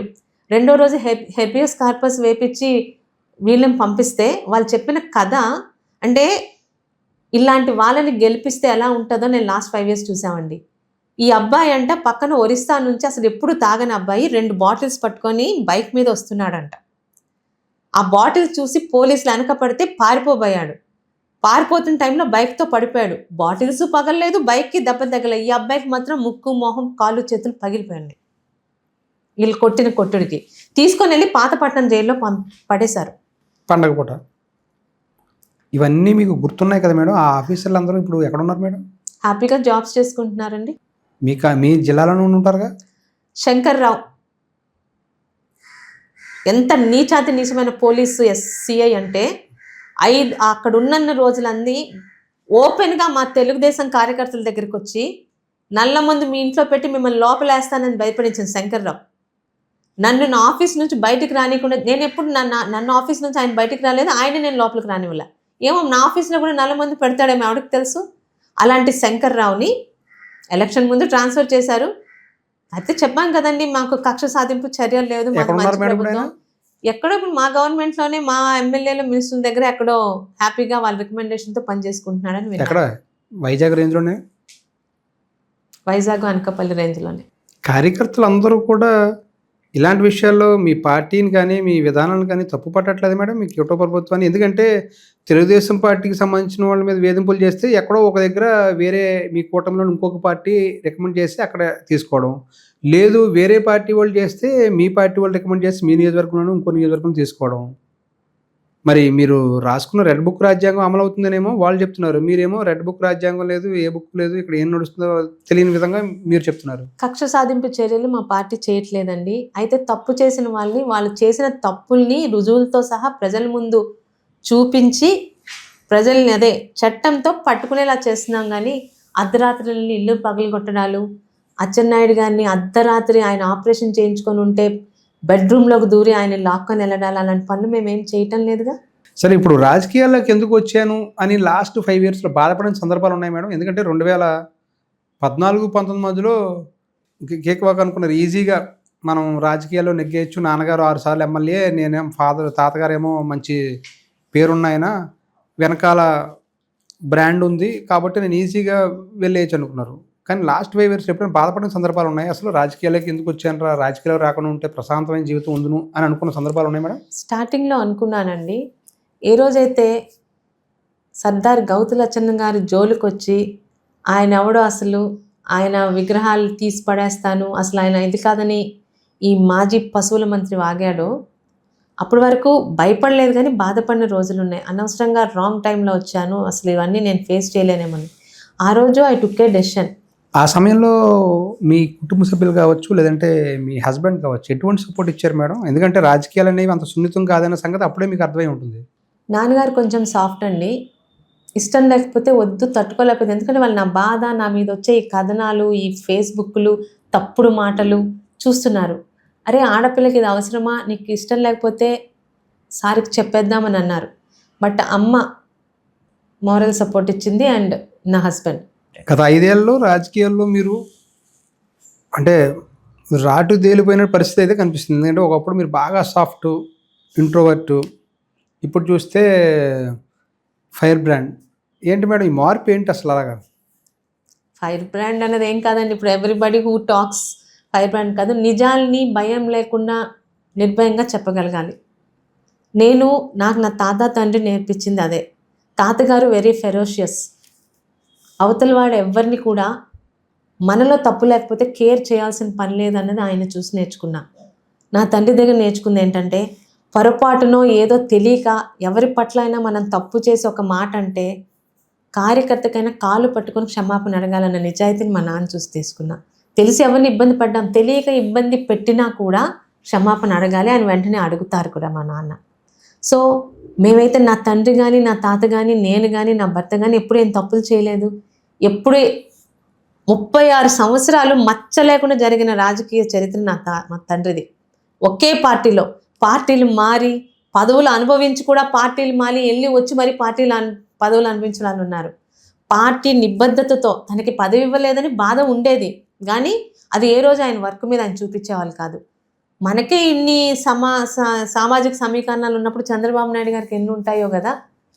ఆయనైనా పార్టీ గురించే కదా కష్టపడుతున్నారని ఆయన కన్విన్స్ అయ్యి ముందుకెళ్ళిపోయేవాళ్ళు. 24లో మొదటిసారి, అది కూడా దాదాపుగా 41,000 పైగా మెజారిటీ. ఫస్ట్ టైం గెలుపు ఎలా అనిపించింది మేడం? ఇది కదా గెలుపు. ఈజీగా వచ్చేస్తుంటే గెలుపు కాదు. లెగసీతో వచ్చే గెలుపు అయితే గెలుపు కాదు. అంటే లెగసీ అని అన్నండి, సరే ఎవరి బాధలు వాళ్ళకే తెలుస్తాయి. సారీ, చాలా కష్టాల తర్వాత వచ్చిన గెలుపు అది. కష్టం అన్నాను కానీ చాలా చాలా సఫర్ అయింది. అంటే ఏ రోజు అమ్మా నాన్నతో కూడా ఒక్క మాట అనిపించుకోకుండా హుందాగా బ్రతికిన నేను, చాలా సరదాగా జరిపి నేను 5 సంవత్సరాల్లో వీధి కుక్కల్లా బిహేవ్ చేసే ఆ వైసీపీ, అప్పలరాజు, పేటీఎం వాళ్ళతోని తప్పుడు మాటలు అనిపించుకున్నాను. ఎందుకు అనిపించుకోవాలి అనిపించేది. ఇంటికెళ్ళి వాళ్ళని చెప్పుతో కొట్టాలనిపించేది. ఏం కొడితే ఎవరేమంటారు, నన్ను అన్నాడు నేను కొడతానని. కానీ అవన్నీ కంట్రోల్ చేసుకొని, అంత ఈజీగా రాలేదు గెలుపు. అది కూడా 5-6 వేలతో వచ్చిన సరే, గెలుపు ఎప్పుడు గెలిపే. కానీ పలాస చరిత్రలో ఎవరికి రాలేనంత మెజారిటీ అది. మా నాన్నగారు కూడా ఒకసారి హైయెస్ట్ మెజారిటీ 28,000. దాని రెట్టింపు మెజారిటీ ఇప్పుడు 41,000 అన్నది ఊహించలేదు. అది అంటే అది everything dedicated to my people అండి. నేను ఓడాక ఒక్క నాయకుడు కూడా పార్టీని వదిలిపెట్టలా. అది నాకు నిజంగా అప్పలరాజు అంత ఇబ్బంది పెట్టినా భరించారు, సహించారు. మా శిరీషమ్మ ఉంటే చాలు, ఆడపిల్లైనా నేను ఊర్లో ఉంటే వాళ్ళకి ధైర్యం అండి. నా ఊర్లో ఉంటే పోలీసులు వాళ్ళ జోలికి వచ్చేవారు కాదు. ఎందుకంటే అర్ధరాత్రి అయినా శిరీషమ్మ లేచి వస్తుంది మా ఇంటికి అని వాళ్ళకి నమ్మకం ఉన్నింది. అలాగే నా తండ్రి కూడా, నా భర్త కూడా నన్ను వదిలిపెట్టేవారు. అర్ధరాత్రి 11 గంటలు 1 గంటకి ఫోన్ వచ్చినా పలాస్ సోంపేటలో లేచి అరగంటలో మా ఇంటి ముందు ఉంటుంది శిరీషమ్మ అనే ధైర్యాన్ని వాళ్ళకి ఇచ్చాను. ఆ ధైర్యం నాకు వాళ్ళు ఇచ్చారు. శిరీషమ్మ మీద పోలీసులు ఇబ్బంది పెడుతున్నారంటే వందల వేల మంది. ఇంకొక ఇన్సిడెంట్ అయిందండి. ఆయన్ని నేను పశువుల మంత్రి గారు అనేదాన్ని. పశువుల శాఖ కాబట్టి ఇప్పుడు హోంమంత్రి అంటున్నా, హోం శాఖ మంత్రి అని అనట్లా. నా కోపాన్ని కూడా నేను చూపించుకోవాలి కదా. తప్పుడు మాట్లాడుతున్నప్పుడు పశువుల మంత్రి అని అనేదాన్ని. ఆ మాటకి ఆయన రెచ్చిపోయి ఒకరోజు 4 రోజులు కాన్స్టిట్యున్సీ అంతా దండోరా వేయించి పలానా 22వ తారీఖు 20వ తారీఖు పలాస శిరీష ఆఫీస్ మీద దాడి చేయబోతున్నాం, అమ్మాయిని జుత్తు పట్టుకొని బయటకు తీసుకొని వచ్చి గ్రౌండ్లోని మోకాలు వేయించి సారీ చెప్పించబోతున్నామని దండోరా వేయించి మరి నా ఆఫీస్ మీదకి దాడి అనౌన్స్ చేశాడు. మొత్తం అప్పుడు వరకు అప్పలరాజుకి భయపడి కేసులు పెడతాడు, మా షాపులు మూయించేస్తాడు, మా మీద విజిలెన్స్ కేసులు పెడతాడని భయపడిన ప్రతి ఒక్క సోదరుడు ఇంతకన్నా ఏమవుతుంది, ఆడపిల్ల మీద దాడి చేస్తాడట చూస్తామని చెప్పి ప్రతి ఒక్కరు వచ్చి ఆఫీసులో రోజు కూర్చున్నారు. అంటే నా క్యాడరు నేను ఓడిపోయాక ఒక్కరు కూడా నా పార్టీని వదిలిపెట్టలా. ఎగైన్ తెలుగుదేశం వస్తుందన్న నమ్మకం, చంద్రబాబు నాయుడు గారు ముఖ్యమంత్రి అవుతారని నమ్ముతాం.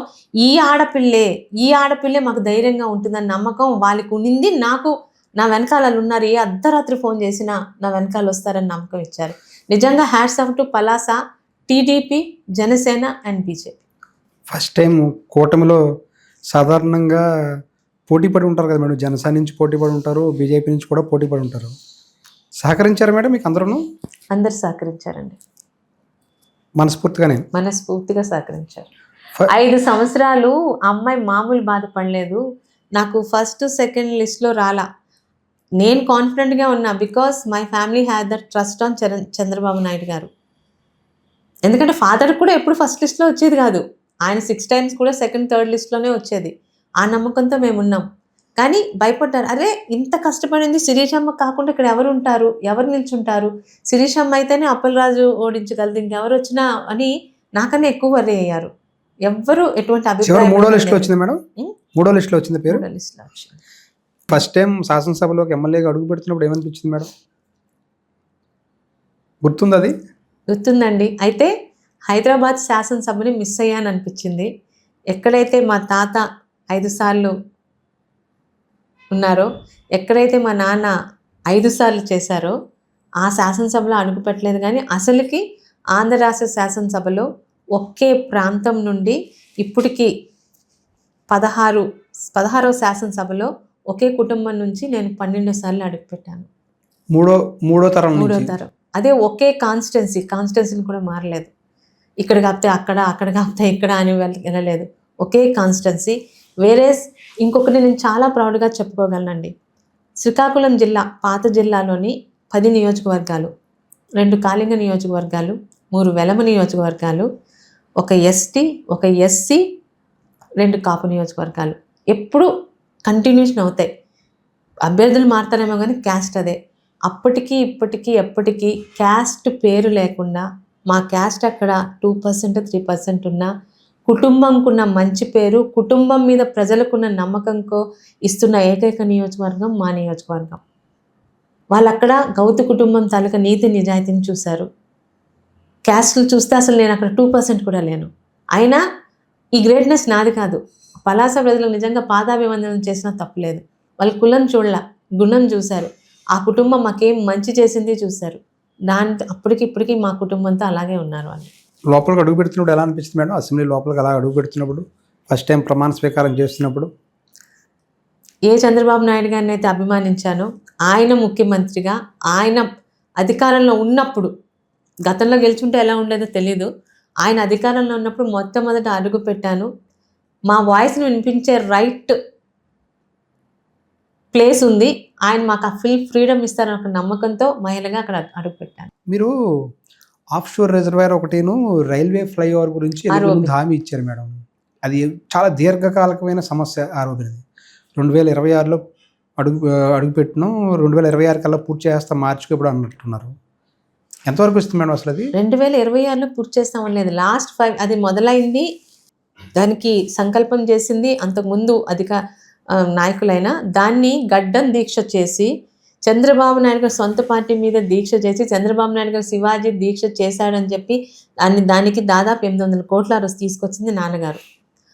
వాళ్ళ R&R ప్యాకేజ్ అదంతా అయిపోయాక, అది మొదలవుతున్న టైంలో పార్టీ మారిపోయింది. కనీసం అక్కడ తట్టెడు మట్టి కూడా వేయల. ఈరోజు ఈ 1.5 ఇయర్లో 20 months I think second budget session, first mini బడ్జెట్లో 30 crores, తర్వాత బడ్జెట్లో 90 crores, 120 కోట్లు శాంక్షన్ అయ్యి వర్క్ అవుతుంది. రేపు వచ్చే జూన్కి అక్కడ బండ్లో వాటర్ నిలపగలుగుతున్నాం. అదొక 1000 కోట్ల ప్రాజెక్టు. ఖచ్చితంగా నా ఎన్నికల్లో, నెక్స్ట్ ఎన్నికలకు నేను వెళ్ళే లోపల అదిగో హాఫ్ షోర్ వాటర్, ఇదిగో నీరుని చూపించి వెళ్ళే నమ్మకం ఉంది. వర్క్ కంటిన్యూ అవుతుంది. ఆర్ఓబి మేడం, ఆర్ఓబిది కూడా నాన్నగారు మొదలు పెట్టారండి. ఆ తర్వాత అప్పలరాజు గారు ఏదో వర్క్ చేయించారు కానీ వాళ్ళకి ₹1 ఇవ్వలేదంటే, చిన్న చిన్న వర్క్. అది రామ్మోహన్ నాయుడు గారి కృషితో లాస్ట్ 2024 డిసెంబర్ 11 వెళ్ళాను. 2025 ఫిబ్రవరికి శాంక్షన్ ఇచ్చారు. దానికన్నా కాస్త హై ఎస్టిమేషను. మొత్తం 48 crores శాంక్షన్ చేయించి రేపు మే లోపల దాన్ని ప్రారంభోత్సవం మేము చేయబోతున్నాం. ఇప్పుడు మే మేడం, ఇప్పుడు ఫిబ్రవరి కదా, మే కల్లా పూర్తయిపోతుంది అది. ఓకే. ఇంకోటి, పలాస మున్సిపాలిటీలో ఉన్న ప్రతి ఇంటికి కూడా కుళాయిల ద్వారా మంచినీరు అందిస్తామనేది మీరు హామీ ఇచ్చారు. అది ఎంతవరకు వచ్చింది మేడం? యాక్చువల్గా ఆఫ్ షోర్ అన్నది పలాసకి మంచినీరు, తాగునీరు, సాగునీరు, అలాగే వజ్రపుకొత్తూరు పలాస మండలానికి సాగునీరు కన్నది ఆఫ్ షోర్. అయితే ఆఫ్ షోర్ అయినంత వరకు కూడా పలాసలో ముఖ్యంగా వారానికి 15 రోజులకి ఒకసారి నీరు అందించే ప్రాబ్లం. ఎందుకంటే ఆఫ్ షోర్ అయినంత వరకు వాటర్ ఇది లేదు. దాన్ని లాస్ట్లోని చంద్రబాబు నాయుడు గారికి సార్ ఆఫ్ షోర్ అవుతుంది, కానీ ఈ లోపల ముఖ్యంగా ఆడపిల్లలకి బిందెలతో పట్టుకొని మున్సిపాలిటీ మీద దాడి చేస్తున్నారు, నీటి ఎద్దడి లేకుండా చేస్తానని మాట ఇచ్చాను. నాకు జల్ జీవన్ మిషన్ నుంచి మాకు వాటర్ ఇవ్వగలిగితే, మాకు వాటర్ సరిపోతుందంటే 2024 డిసెంబర్లో ఆయన వచ్చినప్పుడు వెంటనే అనౌన్స్ చేశారు RWS అధికారులకి. అక్కడ నుంచి అంటే ఉద్దానం ప్రాజెక్ట్ నుంచి పలాసకి వాటర్ పైప్ లైన్ వేసి, ఆ లైన్ల నుంచి అక్కడ మాకు 31 వార్డులు ఉన్నాయండి. కొండ ఏరియాలు కాకుండా దాదాపు 20 వార్డ్స్కి ఇప్పుడు వాటర్ ఇంటింటికి పైప్ లైన్లు ఇస్తున్నాం. మిగతా దానికి ఒక పెద్ద ట్యాంక్ కడితే ఆ వాటికి కూడా వాటర్ అవుతుంది. సో ఇప్పటికైతే ప్రతిరోజు నీరు ఇస్తున్నాం. వారానికి ఒక రోజు, 15 రోజులకు ఒకసారి నీరు ఇచ్చే పలాస మున్సిపాలిటీలో సింధూరా జలసిరి, ఎందుకంటే అప్పుడే ఆపరేషన్ సింధూరా అయింది, ఆ పేరే పెట్టాము అందరూ గుర్తుండాలని. ఈరోజు వాటర్ అన్నది ఎవరి వాటర్ మాకు రావట్లేదన్న ప్రాబ్లం పలాసలో లేకుండా చేస్తాం. పర్మనెంట్ సొల్యూషన్గా ఎన్ని కోట్లు ఖర్చు పెట్టి పడుతుంది మేడం దానికోసం? జలజీవన్ ఆఫ్ షోర్ పూర్తయిపోతే ఇంకా అసలు వాటర్ ప్రాబ్లం ఉండదండి. ఈ లోపల పర్మనెంట్ సొల్యూషన్కి ఇంకొక 2 crores కావాలి. హిల్ అంటే కొండ ప్రాంతాలు ఉన్నాయి మాకు, అక్కడ ఈ వాటర్ పైకి లాగట్లేదు. అక్కడ పెద్ద ట్యాంక్ కడితే కానీ దాన్ని అమృత్ 2లో పెట్టాము, నారాయణ గారి దృష్టిలో కూడా పెట్టాము. ఈ బడ్జెట్లో మాకు అలాట్ చేస్తాను. ఇంకోటి మేడం, కేంద్రీయ విద్యాలయం కూడా మీరు త్వరలో తీసుకొస్తున్నారు. ఇది విద్యా సంవత్సరం స్టార్ట్ అవుతుంది మేడం, 26-27కి స్టార్ట్ అవుతుందా? 26-27లో స్టార్ట్ అవుతుందండి. ఆల్రెడీ అక్కడ అంటే వాళ్ళ పర్మనెంట్ స్ట్రక్చర్కి 1 year పడుతుంది. అక్కడ ఉన్న ఒక రైల్వే ఆల్రెడీ ఇప్పుడు అక్కడ వాళ్ళు గార్డ్స్ వాడుతున్నారు, దాన్ని వెకేట్ చేయించారు రామ్మోహన్ నాయుడు గారు. కలెక్టర్ గారు కూడా దాన్ని ఆల్రెడీ వర్క్ స్టార్ట్ అయ్యాయి. దాన్ని టెంపరీగా వాళ్ళకున్న హోమ్ని అక్కడ క్లాసెస్కి కొన్ని ఇన్స్ట్రక్షన్స్ చెప్పారు. పర్మనెంట్ స్ట్రక్చర్ అయ్యే లోపల రేపు ఈ అకాడమిక్ ఇయర్లో క్లాసెస్ స్టార్ట్ అవుతాయి. అదైతే పూర్తిగా రామ్మోహన్ నాయుడు గారి సహకారం నాకు. ఎందుకంటే ఒక జిల్లాకి 1-2 వస్తుంది. శ్రీకాకుళంలో ఆల్రెడీ ఉన్నాయి, పలాసకి రావడం అనేది ఎవరు ఊహించలేదు. రాష్ట్రానికి 4 వస్తే అందులో ఒకటి నా పలాస అనేది నిజంగా నాకు గర్వకారణం. Okay madam. ఇంకోటి టిట్కో ఇల్లు ఎప్పటిలోగా లబ్ధిదారులకు అందించబోతున్నారు మేడం? ఎందుకంటే దానికోసం మీరు గతంలో పోరాడారు. దీంతో పాటు హుదూహుద్దు దానికి సంబంధించి కూడా మీ నాన్నగారి హయాంలోనే కీలకంగా వాటికి శ్రీకారం చుట్టారు అప్పట్లో. 2000 హుదూదు హల్లుని కరెక్ట్గా ఎలక్షన్స్ ముందు మాకు తిత్లీ రావడం ఒక 6 నెలలు తిత్లీ దీంట్లోకి వెళ్ళిపోయారండి. 2018 అక్టోబర్లో తిత్లీ వచ్చింది. ఆ టైంలో హుదూదు ఇల్లు అని చెప్పి మనం బెనిఫిషరీస్ సెలెక్ట్ చేసాం. తిత్లీ మొత్తం అల్లా కల్లాలం చేసేసరికి ఆ తర్వాత ఆ బెనిఫిషరీస్ ఆ తర్వాత ఫిబ్రవరి నుంచి ఎలక్షన్ కోడ్ రావడం ఇవ్వలేకపోయాం. వాటిని పూర్తిగా నాశనం చేశారు ఈ 5 years. అది నాకు ఇటు అచ్చెన్నాయుడు గారికి నా సోదరుడు అశోక్ గారికి కూడా ఉన్నాయి మా దగ్గర. వాటన్నిటికీ ఒక 30 crores ఎస్టిమేషన్ వేశారు. అంటే కనీసం అక్కడ ఉన్న గోడలు బాగానే ఉన్నాయి కానీ అన్ని రిపేర్స్ అవి చేసి ఇవ్వాలని. సో దానికి ఆల్రెడీ ఈ బడ్జెట్లో మాకు అలాట్ చేస్తారు, పార్థసారథి గారు చెప్పారు. ఇక టిట్కో అనేది మీరు ఈరోజు పేపర్లో చూశారు. మొత్తం మనకున్న 26 జిల్లాల్లో 23 జిల్లాలకి ఈ ఉగాదికి ఇచ్చేస్తున్నారు. జూన్ కల్లా మిగతా 3 జిల్లాలు, ఆ 3 జిల్లాల్లో మా శ్రీకాకుళం కూడా ఉంది, మా పలాస అందులోనే ఉంది. అంటే జూన్ కల్లా మీరు టిట్కో ఇల్లు అనేది ఆల్రెడీ మాకు ఇన్ఫార్మ్ కూడా చేశారు. మిగతా ఈ ఉగాదికి 23 జిల్లాలు అయిపోతున్నాయి. ఇంకా మిగిలింది మా 3 అవి కూడా కంప్లీట్ చేసి ఇచ్చేస్తారు. ఇంకోటి మేడం, పలాస అంటే మామూలుగా అంతర్జాతీయంగా జీడిపప్పుకి బాగా ప్రసిద్ధి. దానికి సంబంధించిన కార్మికులు చాలా ఇబ్బంది పడుతున్నారు, వాళ్ళకి హెల్త్ బెనిఫిట్స్ లేవు, ఏమీ లేవు. దానికి సంబంధించి కూడా మీరు గతంలో మాట్లాడారు. దీంతోపాటు ఒక బోర్డు కూడా ఏర్పాటు చేస్తున్నారు కార్మికుల సంక్షేమం కోసం, జీడిపప్పు దానికి సంబంధించిన రైతుల కోసం, వాటి కోసం. ఏమైంది మేడం, అది ఎంతవరకు వచ్చింది అసలు? క్యాష్యూ బోర్డుకి పర్మిషన్స్ వచ్చాయండి.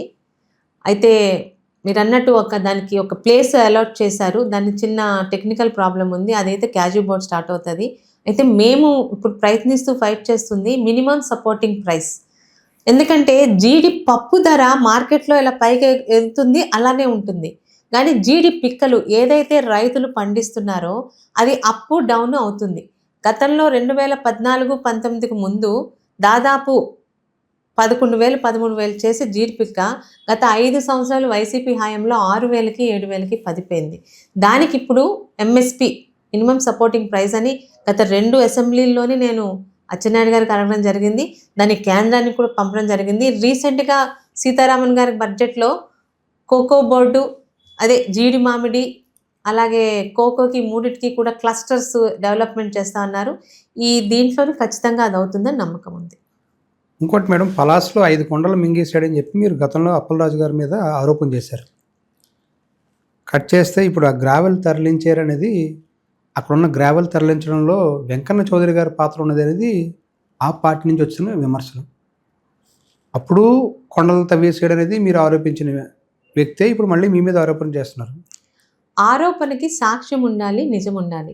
అప్పలరాజు గారి మీద నేను ఆరోపణ చేయలే. ఏ కొండనైతే తవ్వేశాడో ఆ కొండ దగ్గరికి వెళ్ళి 2022 ఏప్రిల్లో ఈ కొండకి తవ్వడానికి, కంకర తరలించడానికి పర్మిషన్ లేదు అని వాళ్ళ గవర్నమెంట్లోనే చాలా కొద్ది కాలం సిన్సియర్ ఆఫీసర్గా మా దగ్గర పనిచేసిన వికాస్ మర్మట్, అసిస్టెంట్ కలెక్టర్, ఈ అప్పలరాజు గారు ఆయన్ని ట్రాన్స్ఫర్ చేశారు. ఎందుకంటే ఆయన ప్రతి వారం మా పలాస వచ్చి ఈ రెవెన్యూ భూములు కబ్జాల మీద ఆయన ఆపేవారు. 2 నెలలు 3 నెలల నుంచి ఆయన తీశారు. అదే వికాస్ మర్మట్ అని, he's from Rajasthan, direct IAS. ఆయన దగ్గరికి వెళ్ళి పలానా నల్లబొడ్లూరు కొండ కరోనా టైం నుంచి జనాలు కళ్ళపడకుండా తవ్వేస్తున్నారు, అది తవ్వడానికి పర్మిషన్ ఉందా అంటే RTI ద్వారా అప్లై చేస్తే 15 రోజులు నాకు ఆయన ఆన్సర్ ఇప్పించారు. ఆ కొండని తవ్వడానికి ఎవ్వరికీ అనుమతులు ఇవ్వబడలేదు, దయచేసి లోకల్గా ఉన్న రెవెన్యూ అధికారుల ద్వారా యాక్షన్ తీసుకోండి అని. MROకి ఇస్తే, అమ్మ మీకు తెలుసు ఇక్కడ ఉన్న మంత్రి ఎలాంటి వాడో, నేను అసలు ఏమి చేయను, మీరు పోలీసులకు చెప్పండి. పోలీసులకు చెప్తే మైనింగ్ వాళ్ళ ఇష్టం, వాళ్ళు చూసుకోండి. ఇంకా ఆ గవర్నమెంట్లో ఎలా పనిచేశారో మీకు తెలుసు. విత్ RTI యాక్ట్, వాళ్ళు ఇచ్చిన RTI యాక్ట్తో ఆ కొండ దగ్గరికి వెళ్ళి పర్మిషన్ లేకుండా తవ్వుతున్నానని నేను విత్ సాక్ష్యాలతో చూపించాను. ఈరోజు మా గవర్నమెంట్ వచ్చాక అదే ఫైట్ని కంటిన్యూ చేశాను. వాళ్ళు వెళ్ళి దాదాపు 3.9 కోట్ల కంకర తరలిపోయింది. దాని మీద ఆల్రెడీ ఆయన హయాంలో అక్కడ తరలించిన ఆ సర్పంచ్కే మైనింగ్ డిపార్ట్మెంటు వాళ్ళకి నోటీస్ ఇచ్చారు. అయితే కోర్టుకెళ్ళి తాత్కాలికంగా తెప్పించుకున్నారు. ఈరోజు మీరు అన్నారే పలానా వెంకన్న చౌదరి గారు కంకర అని, అప్పలరాజు గారిని పలానా దగ్గరికి వెళ్ళి ఇదిగో ఇక్కడ కంకర తీసుకువెళ్ళాడు, పలానా దగ్గర పెట్టానని సాక్ష్యాలతో మాట్లాడమనండి. ఇప్పుడు అక్కడ గ్రావెల్ తవ్వకాలు ఏం జరగట్లేదు మేడం అసలు? గ్రావెల్ తవ్వకాలు జరుగుతున్నాయి. అక్కడ లోకల్ గా జరుగుతున్న ప్రతి ఎన్ఆర్జీఎస్ రోడ్డుకి కలెక్టర్ గారు గ్రావెల్ తవ్వకాలు తీసుకోమన్నారు. ఎన్ఆర్జీఎస్ రోడ్స్ కి గ్రావెల్ లేకుండా ఎలా పనులు అవుతాయండి? మీరన్నారే ఆ కంకర ఈ రోజుకి కూడా అప్పలరాజు గారు ఆ 9 ఎకరాల నల్లబొడ్డూరు కొండను తవ్విన కంకరని ఎవరి సైట్ లో వేశాడు, ఆ కంకర డబ్బులు ఎవరి జోబులోకి వెళ్ళారంటే వాళ్ళ దగ్గర సమాధానం లేదు. మంత్రిగా ఉన్నప్పుడు చాలా అహంకారంతో ఆ ఊరు వాళ్ళకి క్రికెట్ గ్రౌండ్ అడిగారు. అందుకే 9 ఎకరాల కొండను చదువులు చేసి ఆ ఊర్లో ప్రజలకు ఆడుకోవడానికి క్రికెట్ గ్రౌండ్ ఇచ్చానని అక్కడికి వెళ్ళి క్రికెట్ ఆడి మరి వెటకారంగా తనకున్న అహంకారం చూపించాడు. ఈరోజు నేనేమంటున్నాను, క్రికెట్ గ్రౌండ్ ఇచ్చావు, దాన్ని నేను ప్రశ్నించాను. ఆ కంకర ఎవరు తవ్వారు? నువ్వు తవ్వావు కదా, ఎవరికి అమ్మావు? ఆ డబ్బులు ఎవరి జోబులోకి వెళ్ళాయి? ఈరోజు అక్కడ ఎక్కడ కంకర తవ్వుతున్నారో అవన్నీ అక్కడున్న లోకల్ గవర్నమెంట్ పనులకు వెళ్ళాయి. మీరు అన్నట్టు కంకర తవ్వకాలు అర్ధరాత్రులు జరిగాయి. అలా జరుగుతున్నాయనే అది ఏ పార్టీ వారైనా వాళ్ళ మీద సీజ్ చేసి యాక్షన్ తీసుకోండి అని చెప్పడం కాదు, కలెక్టర్ని జేసీని వెంట పెట్టుకొని వచ్చి మరీ ఇన్స్ట్రక్షన్స్ ఇప్పించాను. ఇంకొక విషయం చెప్తాను మేడం. ఇదే సందర్భంలో గ్రావెల్ అక్రమ రవాణాను అడ్డుకున్నారని ఒక ఎంఆర్ఓ, నా పేరు కళ్యాణ్ చక్రవర్తి అనుకుంటా, ఆయన మీరు ఇన్నర్ మీటింగ్ పెట్టినప్పుడు జేసీబీ తోటి నా మీద హత్యా ప్రయత్నం చేశారనేది ఆయన చేసిన ఆరోపణ. ఏం చేశారు మేడం? దాని మీద ఏమైనా చర్యలు తీసుకున్నారా? ఇప్పుడు నా ఫోన్ తీసుకొచ్చి మీకు ఆ ఎంఆర్ఓ కల్పిస్తాను. ఎంఆర్ఓ గారు ఎవరు మీ మీద దాడి చేయడానంటే ఆ రోజు ఆ ఇన్నర్ మీటింగ్లోని పోలీసు సహకారంలోని మీరు ఈరోజు అతని పేరు చెప్తే మేము వాళ్ళని అరెస్ట్ చేస్తాము అని అంటే కూడా ఆయన పేరు చెప్పలేదు. అది జరిగిందా లేదా ఆ ఎంఆర్ఓకి మాత్రమే తెలుసు. ఆ రోజు ఆ మాటను తప్పించుకోవడం నాయకులు ఎవరైనా బెదిరించి ఉండొచ్చుగా. ఏమండి, నేను ఓపెన్గా అడిగాను. ఇప్పుడు ఎలా ఉంటుందంటే ఈ రోజుకి ఎంఆర్ఓ ఆ కలెక్టర్ గారు ఎదురుగా నేను తప్పైంది అలా అండం ఫ్లోలో అనేసాను అన్నారు తప్పితే ఆ పేరు చెప్పట్లేదు. ఈ రోజుకి అడుగుతున్నాను, మీకు ఆ ఎంఆర్ఓ నెంబరు ఇస్తాను, మీరు ఇక్కడ నుంచి వెళ్ళాక పలానా శిరీష ఇలా చెప్పింది మీ నెంబర్ ఇచ్చి మాట్లాడమని చెప్పండి. నేను ఎన్నోసార్లు అడిగా. ఎందుకంటే ఇలాంటి రెవెన్యూ ఆఫీసర్ల వల్ల మాకు చెడ్డ పేరు వస్తుంది. నా కింద ఎవరున్నా నేను అరెస్ట్ చేయిస్తానని చెప్పాను కదా. ఇప్పుడు నేనే చెప్పించినప్పుడు నేను చేస్తుంటే నా పేరే చెప్పండి. పలాస్లో షాడో ఎమ్మెల్యేగా మీ భర్త వెంకన్న చౌదరి గారు వ్యవహరిస్తున్నారనేది సర్వత్రా వినిపిస్తున్న విమర్శలు. ఏం చెప్తారు మేడం ప్రతిదానికి? ఆ విమర్శలు ఇప్పుడు రావట్లేదే. మా నాన్నగారు హయాంలో 2014-19 ముందు వెంకన్న చౌదరి గారికి వచ్చింది. కానీ ఎందుకంటే మీకు నిజాలు తెలిసినా తెలియకపోయినా నేను అబద్ధాలు చెప్పినా పలాసలో ఇంటెలిజెన్స్ అని ఒకటి ఉంటుంది. వెంకన్న చౌదరి గారు ఇక్కడ వాళ్ళ తల్లిదండ్రులతో ఉంటారు. ఎల్లుండి నాకు అసెంబ్లీ ఉంది, నేను అసెంబ్లీకి వెళ్తున్నాను. మా పలాసలోని మందసాల్లో చాలా ప్రసిద్ధి చెందిన దేవాలయం వాసుదేవ పెరుమాళ్ దేవాలయంలోని భార్యాభర్తల వస్త్రాలు ఇవ్వాలి. ఆ పనికి వెళ్ళి రాత్రి వెనక్కి అవుతున్నారు. ఈ 2.5 సంవత్సరాల్లో ఛాలెంజ్ చేసి చెప్తున్నాను, నిరూపిస్తే ఈ రోజే నేనే కాదు నా కుటుంబం అంతా రాజకీయాల నుంచి వెదగలుగుతాం. దయచేసి ఇలాంటి మాటలు అంటే పాడిందే పాటరా అన్నట్టు మీరు కూడా అడగడం బాగుండట్లేదండి. అక్కడ నిజంగా చూసి పలానా తేరికలో వెంకన్న చౌదరి అక్కడ ఉన్నాడు, పలానా జెడ్పీ మీటింగ్ అటెండ్ అయ్యి తనే మాట్లాడాడు, శిరీషకి మైక్ ఇవ్వకుండా తనే మాట్లాడుతున్నాడు, నేను చాలా మందికి చెప్తా. అంటే ఒకటి మేడం, ఇక్కడ విశాఖపట్నం నుంచి ఆయన చక్రం తిప్పుతున్నారు పలాసలో అనేది ఆరోపణ. దీంతోపాటు మొన్న ఈ మధ్యన ఆయన మాజీ మంత్రి సేదురు అప్పలరాజు గారు ఒక కామెంట్ చేశారు, మున్సిపాలిటీలో సంబంధించిన రోడ్ సైడ్ బళ్ళ దగ్గర మామూలు వసూలు చేస్తున్నారు అన్నది ఒకటి. అదే రోజు దాని ఆన్సర్ కూడా బయటకు వచ్చిందండి.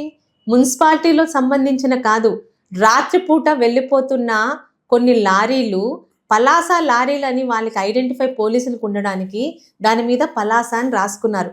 అప్పలరాజు గారు పక్కాగా అబద్ధాలు చెప్పే వ్యక్తి. నాట్ ఓన్లీ అప్పలరాజు, సాక్షిలోని చంద్రబాబు నాయుడు గారు గుండె వివేకానంద రెడ్డి గారిని చంపేశారన్నది ఎంత వాస్తవమో ఈరోజు వాళ్ళు చెప్తుంది కూడా అంత వాస్తవమే. అంటే మీరు అడిగే ప్రశ్నల్లో కూడా కనీసం రీజనబుల్గా ఉంటే, ఎందుకంటే నేను విసిగిపోయాను. ఈరోజు అక్కడ ఓన్లీ శిరీష ఉంటుంది, నా భర్త ఇక్కడ, నా పిల్లలు ఇక్కడ, నా తల్లిదండ్రులు ఇక్కడ. కనీసం మా నాన్నగారు ఎమ్మెల్యేగా చేసిన మా నాన్నగారు కూడా నా దగ్గర వచ్చి ఉండట్లా, ఆయన సోంపేటలోనే ఉంటున్నారు. ఎందుకు మేడం? అంటే ఎందుకు మేడం? ఇప్పుడు అధికారంలో లేని సందర్భంలో మీ మీద కష్ట సాధింపు చర్యలు చేసి లాస్ట్ 5 ఏళ్ళు కూడా మానసికంగా కావచ్చు, లేదంటే చాలా ఇబ్బంది పెట్టిన సందర్భాల్లో మీరు కన్నీళ్ళు పెట్టుకున్న సందర్భాలు కూడా ఉన్నాయి. హుందాతనంగా ఫైట్ ఉంటే అది బాగుంటుంది అనేది మీరు ఎప్పుడు ఆలోచించేది. ఇప్పుడు కూడా ఎందుకు అంటే విధంగా అల్లుడు ట్యాక్స్ అనేది ఒకటి, లేదంటే కనుక మున్సిపాలిటీలో వెండర్స్ దగ్గర వాళ్ళ దగ్గర డబ్బులు వసూలు చేస్తున్నారు, మీ మనుషులు, మీ పేరు ఎత్తలేదు డైరెక్ట్గా, కానీ తెలుగుదేశం పార్టీ నేతలు వసూలు చేస్తున్నారు, ఇలాంటి ఆరోపణలు చేయడం వెనక ఉద్దేశం అంటే ఏంటనుకుంటున్నారు అసలు మీరు? నేను చెప్తున్నాను కదా, నేను అసెంబ్లీకి వెళ్ళినప్పుడు ఇంపార్టెంట్ అనే ఈవెంట్స్ ఏంటి, టెంపుల్లోని బట్టలు ఇవ్వాలన్నా అక్కడ కొన్ని కమ్యూనిటీ మీటింగ్స్ పిలుస్తారు. శిరీష్ అమ్మగారు లేకపోయినా మా ఇంట్లో ఫంక్షన్కి వాళ్ళ కుటుంబ సభ్యులు హాజరవ్వాలి, నాన్నగారు హాజరవుతారు, నాన్నగారు కూడా లేకపోతే వెంకన్న చౌదరి గారు హాజరవుతారు. ఒకటి ఇంకోటి మేడం, మీకు ఉద్దానం సమస్య గురించి లాస్ట్ టైం మేము కిడ్నీ రీసెర్చ్ సెంటర్ పెట్టాము, మేము అధికారులు కిడ్నీ రీసెర్చ్ తీసుకుంటే ఉద్దాన సమస్యని చాలా వరకు తగ్గించామనేది ఆ ప్రభుత్వం చాలాసార్లు దాన్ని హైలైట్ చేసుకుని చాలా గొప్పలు చెప్పింది. ఇప్పుడు ఉద్దాన సమస్య తగ్గినట్టేనా మేడం? సమస్య తగ్గలేదండి. ఉద్దానం కిడ్నీ వ్యాధులకి రీజన్ ఏంటో ఎవరు కనుక్కోలేకపోతున్నారు. రీసెంట్ స్టడీస్ ప్రకారం నాట్ ఓన్లీ ఇన్ ఉద్దానం, రాష్ట్రంలో చాలా ఏరియాల్లో కిడ్నీ సమస్యలు ఉన్నాయని స్వయంగా అసెంబ్లీ సాక్షిగా మన పిఆర్ మినిస్టర్ గారు కూడా చెప్పారు. అయితే ఉద్దానంలో ఎక్కువగా ఆ కాలంలో జనరేట్ అయ్యాయి. అంటే మీరు అన్నట్టు కిడ్నీ సమస్యలు అందరికీ ఉన్నాయి, ఉద్దానంలో ఎక్కువ ఉండేసరికి దాని సమస్య ఏంటంటే 2018 తిథిలి వచ్చినప్పుడు చంద్రబాబు నాయుడు గారు అక్కడ వారం రోజులుండి ఇక్కడ ఒక కిడ్నీ రీసెర్చ్ సెంటర్ పెడదామని ఆయన ఫౌండేషన్ వేశారు. ఆ ఫౌండేషన్ వేసిన దగ్గర 2024 మేలో ఎలక్షన్లు వస్తున్నాయనగా అప్పలరాజు గారు 5 సంవత్సరాల్లో కట్టిన ఏకైక బిల్డింగు, ఆయన చెప్పుకోవడానికి 2023 డిసెంబర్లో జగన్మోహన్ రెడ్డి గారిని గబగబా పిలిపించి ఒక పెద్ద హాస్పిటల్ ఓపెన్ అయితే చేశారు. ఆ హాస్పిటల్లో ఆయన అధికారంలో ఉన్న 6 నెలల్లో ఒక్క డయాలసిస్ మిషన్ కూడా తీసుకురాకుండా, ఏవైతే 2014-19లో చంద్రబాబు నాయుడు గారు ఇమీడియట్గా శ్రీకాకుళం జిల్లాలో ఇటు పలాస, అటు హరిపురము, అటు టెక్కలి, అలాగే కంచిలి, సోంపేట అన్నిట్లో కిడ్నీ డయాలసిస్ సెంటర్స్ పెట్టారో, మా హాస్పిటల్లో ఉన్న ఆ 10 యూనిట్లని, మా టైంలో మా నాన్నగారి హయాంలో వచ్చిన ఆ 10 యూనిట్లని ఈ హాస్పిటల్కి తరలించి ఇక్కడ డయాలసిస్ అవుతుంది అన్నారు. కానీ అక్కడ ఎటువంటి రీసెర్చ్కి ఆయన ఎటువంటి ప్రయత్నం చేయాల. మేము వచ్చాక ఆల్రెడీ ఆ 10 డయాలసిస్ యూనిట్లకి వెంకన్న చౌదరి గారు తన స్నేహితుల సహకారంతో 5 యూనిట్లు, అలాగే కలెక్టర్ గారి సహకారంతో 2 యూనిట్లు, మేము ఎక్కడైతే ఐఓసి డీలర్స్గా చేస్తున్నాం ఐఓసి కంపెనీ సహకారంతో ఇంకొక 3 యూనిట్లు, ఇంకొక 10 యూనిట్లు ఎక్స్ట్రాగా మేము తీసుకొని వచ్చాం. అలాగే మా గవర్నమెంట్ హయాంలో ఇప్పటికీ 12 కోట్లు అక్కడ రీసెర్చ్కి అలాట్ చేశారు, ఇంకొక 9 కోట్లు అక్కడ ఉన్న ఇన్స్ట్రుమెంట్స్కి మేము తీసుకొచ్చాం. అంతేగాని అప్పలరాజు గారు ఇళ్ళకి కానీ పండగ అయిపోతుంది అనుకున్నారు. బిల్డింగ్ కట్టింది ఆయనే, దాన్ని నేనేం కాదనట్లా. 5 సంవత్సరాల్లో ఆయన చెప్పుకునేది ఏదన్నా ఉందంటే అదొక్కటి మాత్రమే. నిపుణులు ఇప్పుడు రావడం జరిగిందా మేడం అక్కడికి? ఇప్పుడు జార్జియా ఇన్స్టిట్యూట్, అలాగే మీరు వైజాగ్ వాసులే కాబట్టి మీ అందరికీ తెలిసిన రాష్ట్ర వ్యాప్తంగా పేరున్న రవిరాజు గారు ఆల్రెడీ దే స్టార్టెడ్ దేర్ టెస్ట్లు ఓవర్ దేర్. ఇప్పుడు అందుబాటులోకి వచ్చాయి మేడం ఆల్మోస్ట్ ఆల్, ఇప్పుడు నెలకి లేకపోతే వారానికి అన్నట్టుగా ఏమైనా వచ్చాయి మేడం? ఇంకా అసలు టెస్ట్లు అవి రాలేదా? అంటే నాకు అర్థం కాలే మీ క్వశ్చన్. రీసెర్చ్కి ఏ ఏ గ్రామాల్లో ఎక్కువ పేషెంట్స్ ఉన్నారో, ముఖ్యంగా ఒకే కుటుంబానికి సంబంధించి 3-4 ఉన్నారో ఆ ఊళ్ళని ఐడెంటిఫై చేసి వాళ్ళ తాలూకా యూరిన్ శాంపిల్స్, వాళ్ళ బ్లడ్ టెస్టులు టెస్టులు ఇది ఆల్రెడీ స్టార్ట్ అయ్యి కూడా 1 year అయింది. జార్జియా ఇన్స్టిట్యూట్ వచ్చి వాళ్ళు టాప్ ఫ్లోర్లో చేస్తున్నారు. రవిరాజు గారు కూడా ముఖ్యంగా ఒక బేసిక్ రీజన్ ఏం చెప్పారంటే గ్రౌండ్ వాటర్ తాగొద్దు, బోరు వాటర్ తగ్గించి ఇప్పుడు జేజేఎం మిషన్ని వేగవంతం చేసి ఆ గవర్నమెంట్లో లేనిది నేను వచ్చిన 20 నెలల్లో 100 కోట్లు పలాస మున్సిపాలిటీ నియోజకవర్గానికి తీసుకొచ్చి వేగంగా అన్ని పల్లెటూర్లకి ట్యాంకులు కట్టి, ఓవర్ హెడ్ ట్యాంకులు కట్టి ఇంటింటికి జేజేఎం వాటర్ కుళాయి కనెక్షన్ ఇస్తుంది. అందుకే ముందు మీరు బోర్ వాటర్ తగ్గించి వెల్ వాటర్ తాగితే ఇది కొంచెం తగ్గుముఖం పడుతుందని ఒక రీజన్ చెప్పారు. అంతేగాని ఇద్దంగా అసలు కిడ్నీ సమస్య ఉద్దానంలో ఎందుకు ఎక్కువ ఉన్నదని దాని మీద టెస్టులు మొదలవుతున్నాయి. రవిరాజు గారు రీసెంట్గా కలెక్టర్ గారితో ఉన్న మీటింగ్లో నేను పాల్గొన్నాను. మ్యాక్సిమం ఒక 2-3 years కల్లా దాని మందులు అయితే అందుబాటులో తీసుకొచ్చారు, రీజన్ చెప్పగలం అని వాళ్ళు ఒక డిక్లరేషన్ ఇచ్చారు. వైఎస్ఆర్సీపీ ఎమ్మెల్యేలు ఎవరు కూడా అసెంబ్లీకి రావట్లేదు దగ్గర నుంచి 24 నుంచి చూసుకుంటే దాదాపుగాను 11 మంది మీరు అందరూ రావాలని చెప్పి జగన్మోహన్ రెడ్డి గారితో పాటు 10 మంది వచ్చి అర్థవంతమైన చర్చలు ఏవైనా ఉంటే మీరు అసెంబ్లీలో మాట్లాడని చెప్తున్నారు. ఏం చెప్తారు మేడం? మీరు అన్నా కూడా వాళ్ళు ఎందుకు రావట్లేదు అంటే ఏం చెప్తారు? సబ్జెక్ట్ మాట్లాడితే వాళ్ళు రారండి. బూతులు, డిఎన్ఏ టెస్టులు, తొడగొట్టడాలు, మీసాలు తిప్పడాలు అంటే వైసీపీ వాళ్ళు వస్తారు.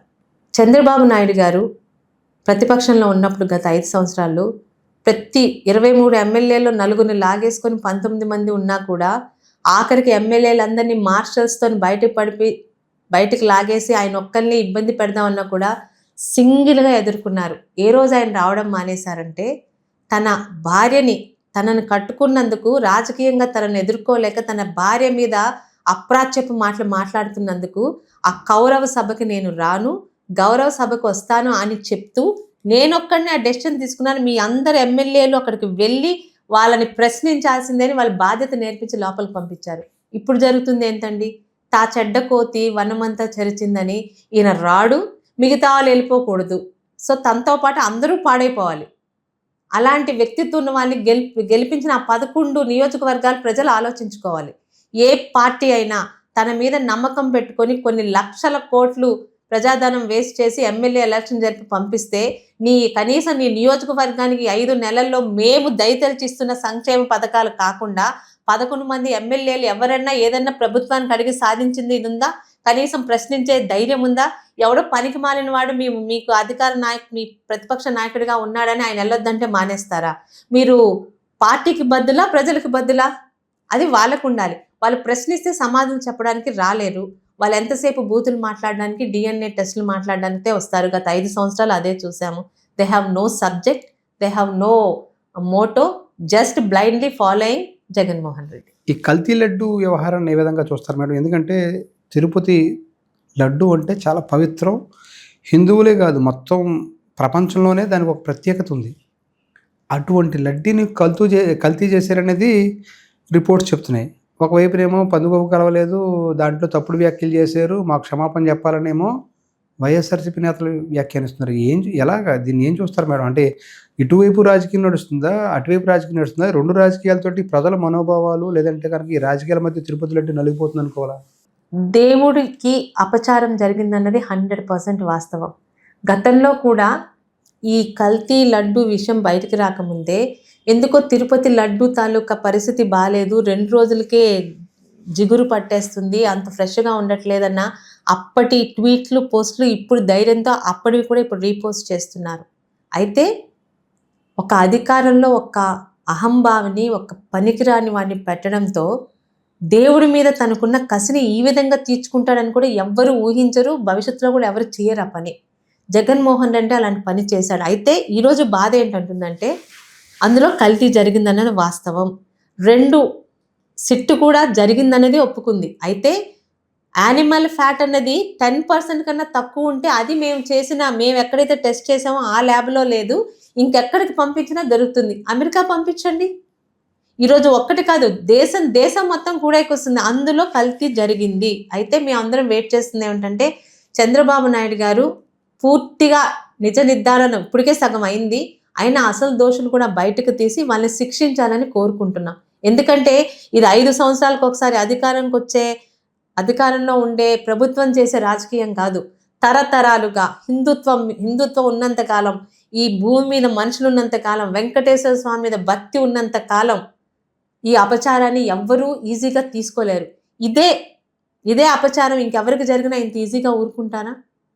ఎందుకు దీన్ని నానుస్తున్నారు అనేది ప్రజల్లో వ్యక్తమవుతుందండి. ఎందుకంటే మేము ప్రజల మధ్య ఉన్నాము. అయితే మాకు చంద్రబాబు నాయుడు గారి మీద నమ్మకం ఉంది. వెంటనే ఎటువంటి సాక్ష్యాలు లేకుండా వాళ్ళు చేసినట్టు జనాలు జైల్లో వేసి ప్రజల దృష్టిలోని ఏం జరిగిందో లేకుండా ప్రజలకు అన్ని నిజాలు తెలియాలి. రోజుకి ఆ కేసు బలపడుతుంది. ఆ చిన్నయ్యప్పన్న ఎవరో ఆయన వైవి సుబ్బారెడ్డి గారి PA, ఆయన అఫీషియల్ నెంబర్తో ఈరోజు ఈనాడు, ఆంధ్రజ్యోతిలో పెద్ద ఆర్టికల్ చదివాం. పూర్తి నిజ నిర్ధారణలతో ప్రజల ముందు ఇది తప్పు జరిగిందని 100% చేసి వాళ్ళకి శిక్షిస్తారు. అయితే బాధ ఎక్కడంటే ఇదే వైసీపీ నాయకులు కూడా ఈ రోజుకి అదే వెంకటేశ్వర స్వామిని దర్శిస్తున్నారు. మీరు నమ్మకంతో దర్శిస్తున్నారా, లేకపోతే వెంకటేశ్వర స్వామి దర్శనం ఎవరికి దొరకదు కాబట్టి మాకు దొరుకుతుందని దర్శిస్తున్నారా? వాళ్ళ మనస్సాక్షిని ప్రశ్నించుకోవాలి. నమ్మకం ఉంటే వెళ్ళండి ఆ స్వామి దగ్గరికి. ఏ స్వామి లడ్డూనైతే కల్తీ చేశారో మీ పార్టీ పెద్దలు, ఈరోజు కనీసం ఆ రాజకీయం పక్కన పెట్టి తప్పుగా ఒప్పుకుంటే మిమ్మల్ని ప్రజలు క్షమిస్తారు, దేవుడు క్షమిస్తాడు. మేడం, మొన్న విన్నాను నేను, శ్రీశైలం లడ్డూలో కూడా కల్తీ జరిగి ఉంటుందని చెప్పి చంద్రబాబు నాయుడు గారు అన్నారు. దాని మరి ఆయన అన్నారంటే ఆయన ఉత్తినే అన్నారండి. ఆయనకి దాని మీద ఒక ఆల్రెడీ న్యూస్ వచ్చి ఉంటుంది. అది కూడా నిరూపిస్తారు. ఇటువంటి సందర్భంలో మొన్న ఈ మధ్యన అంబటి రాంబాబు గారి ఇంటి మీద దాడి కావచ్చు, లేదంటే జోగి రమేష్ గారి ఇంటి మీద దాడి కావచ్చు, దాడుల వరకే వెళ్ళే సంస్కృతి టీడీపీ కూడా స్టార్ట్ చేసిందా మేడం? టీడీపీ స్టార్ట్ చేయలేదండి. చేసుంటే రెండో రోజే మా ఎమ్మెల్యే మీద, ఆమె భర్త మీద ఏమని కేసులు పెట్టదు. ఇదే అంబటి రాంబాబు, సంజన సుకన్య అని పిచ్చివాగులు వాగితే కనీసం తప్పు పట్టని ఈ జగన్మోహన్ రెడ్డి, ఆయన పార్టీలో ఉన్న అవంతి గారు గంట అరగంట అన్నా, ఇంకా ఏకంగా ఒక పార్లమెంట్ సభ్యుడు అన్నీ విప్పి చూపించినా కనీసం ఒక మాటనని వాళ్ళు, ఆయన్ని ఎవరో ఒక వ్యక్తి ఏదో తప్పుగా మాట్లాడారని గతంలో తెలుగుదేశం పార్టీ ఆఫీస్ మీద దాడి చేసి పగలగొడితే, మనోభావాలు దెబ్బతిన్నాయి కాబట్టి నన్ను తిడితే ఆ మాత్రం దాడి చేయరని ఈ జగన్మోహన్ రెడ్డి గారు, ఈరోజు చంద్రబాబు నాయుడు గారు మమ్మల్ని అందరినీ కంట్రోల్లోనే పెడుతున్నారు. మీరు ఇందాక అన్నారే రివెంజ్ పాలిటిక్స్ ఎందుకు వెళ్ళట్లేదు, అప్పలరాజు ఇంత ఇబ్బంది పెట్టినా, ఎందుకంటే మేము చంద్రబాబు నాయుడు గారి తాలూకా మాట వింటాము, రాజకీయాల్లో కొంచెం హుందాతనంతో ఉంటాం. అయితే కార్యకర్తకి అంత సహనం ఉండట్లేదు. ఈరోజు మా నాయకుడిని ఆయన అన్న మాట ఏంటండి ఆ రోజు? ఆయన అన్న మాట ఏంటి? ఇవాళ నేను స్పెల్ చేయలేకపోతున్నాను. ఆయన అన్న మాటకి ఇంకొకరైతే నిఖార్సైన తెలుగుదేశం కార్యకర్తలు కాబట్టి తొందరపడ్డారు. వాళ్ళ భావోద్వేగాల్ని వాళ్ళు కూడా భావ ప్రకటన స్వేచ్ఛ చేశారు. అయితే అది తప్పు వెంటనే మా ప్రభుత్వమే పట్టింది. ప్రతి ఒక్కరిని కంట్రోల్ చేయాలని చంద్రబాబు నాయుడు గారు అంటుంటారు. కానీ ఒక్కొక్కసారి ఆయన జోలికి వెళ్తే కొంతమంది కార్యకర్తలు ఆయన మాట, పార్టీ మాట కూడా వినరు. వాళ్ళకి పార్టీ మీద, చంద్రబాబు నాయుడు గారి మీద ఉన్న అభిమానం అటువంటిది. ఆ రోజు జరిగింది పొరపాటు. అలాంటివి మేము సహించమని వెంటనే పార్టీ ఖండించింది. భవిష్యత్తులో అలాంటివి జరగకుండా చూసుకునే ధైర్యం, దమ్ము మాకుంది. కష్ట సాధింపు చర్యలకు మీరు వెళ్ళటం లేదని ఇందాక చెప్పారు. కానీ ఇటీవల కాలంలో 2-3 కేసులు పెట్టి స్టేషన్కి పిలిపించిన సందర్భాలు ఉన్నాయి కదా మేడం, మాజీ మంత్రిని? నా ఇంటి మీద దాడి చేశాడని పెట్టించానా? ఆయన వెళ్ళి ఆ సాక్షాత్తు పోలీస్ స్టేషన్ ముందు కూర్చొని జిల్లా ఎస్పీ గారిని ఆయన సొంత ప్రైవేటు, ఆయన పర్సనల్ లైఫ్ గురించి తప్పుడు మాటలు పెడతంటే, అంటే ఒక ఉద్యోగిని తిడితే మేమంటే చంద్రబాబు నాయుడు గారిని, ముఖ్యమంత్రిని తిట్టినా కూడా మాది మంచి ప్రభుత్వం అంటే ఊరుకుంటున్నాం, కానీ ఒక ఉద్యోగిని తిడితే ఊరుకుంటారండి? అప్పలరాజు గారిని ఆఫీసుకి పిలిపించింది ఏ విషయాల్లో మీరు తెలుసుకొని నన్ను అడిగితే దాన్ని కక్ష సాధింపు చర్యలా కాదా నేను మాట్లాడగలను. చివరగా మేడం, మీరు విస్తరణలో మంత్రిగా మీ పేరు వినిపిస్తుంది, లోకేష్ గారి టీం అని మీ పేరు వినిపిస్తుందా, లేకపోతే మీకు కూడా అవకాశం ఉండొచ్చు అనేది? నేనైతే అది వినలేదండి. మీరు అన్నారు, నేనైతే విస్తరణలో నా పేరు అనేది ఇంతవరకు వినలేదు. అది ఇచ్చినా ఇవ్వకపోయినా వీఆర్ ఫ్రమ్ టీడీపీ ఫ్యామిలీ. నా తండ్రిలాగా ఆ పార్టీకి, రాజకీయాల్లో అంత టైం ఉండను, ఆయనలాగా 6 సార్లు నేను ఉండను. కానీ ఉన్నంతకాలం మా మెయిన్ మోటో చంద్రబాబు నాయుడు గారి అవసరం ఈ రాష్ట్రానికి ఉంది, నాకు ఉంది, నా పిల్లలకు ఉంది, వాళ్ళ భవిష్యత్ తరాలకి ఉంది. రాజకీయాలు భవిష్యత్ ఎవరైనా రావచ్చు, కానీ 5 సంవత్సరాల్లో సొంత రాష్ట్రం మీద పగపట్టి సొంత పిల్లల్ని చంపుకున్న పాము కన్నా అత్యంత నీచంగా వ్యవహరించారు జగన్మోహన్ రెడ్డి గారు. ఒక అమర్ రాజా లాంటి బ్యాటరీస్, ఒక 9,000 మంది ఉద్యోగాలు ఇచ్చే ఒక కొత్త ప్లాంట్ని తెలంగాణకి తరిమేసింది ఈయన కాదా? కియా కంపెనీని చంద్రబాబు నాయుడు గారు తీసుకొచ్చారని వాళ్ళ తాలూకా ఎక్స్టెన్షన్ ప్లాంట్స్ని ఇక్కడ రాకుండా చెన్నైకి వెళ్ళిపోయినట్టు చేసింది ఈయన కాదా? 5 సంవత్సరాలు ఇక్కడ ఫేక్ సభలు పెట్టి ఏవో వచ్చేస్తున్నాయి మనకి పక్క రాష్ట్రాల నుంచి, పక్క దేశాల నుంచి సమ్మిట్ పెట్టి చెప్పింది ఈయన కాదా? ఈరోజు చంద్రబాబు నాయుడు గారు చెప్పటం చేసి చూపిస్తున్నారు. స్టీల్ ప్లాంట్ని అమ్మించి దాకా తీసుకొచ్చింది ఈ జగన్మోహన్ రెడ్డి కాదా?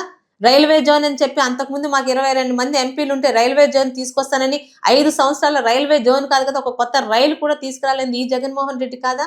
ఈరోజు రాజకీయాల్లో ఈరోజు ఉంటాం, పదవుల్లో ఈరోజు ఉంటాం, ఇంకో రోజు ఉండమండి. కానీ ఈ రాష్ట్రంలో ఎప్పటికీ మనం ఉంటాం. రాష్ట్రానికి మంచి చేసే నాయకులు కావాలి.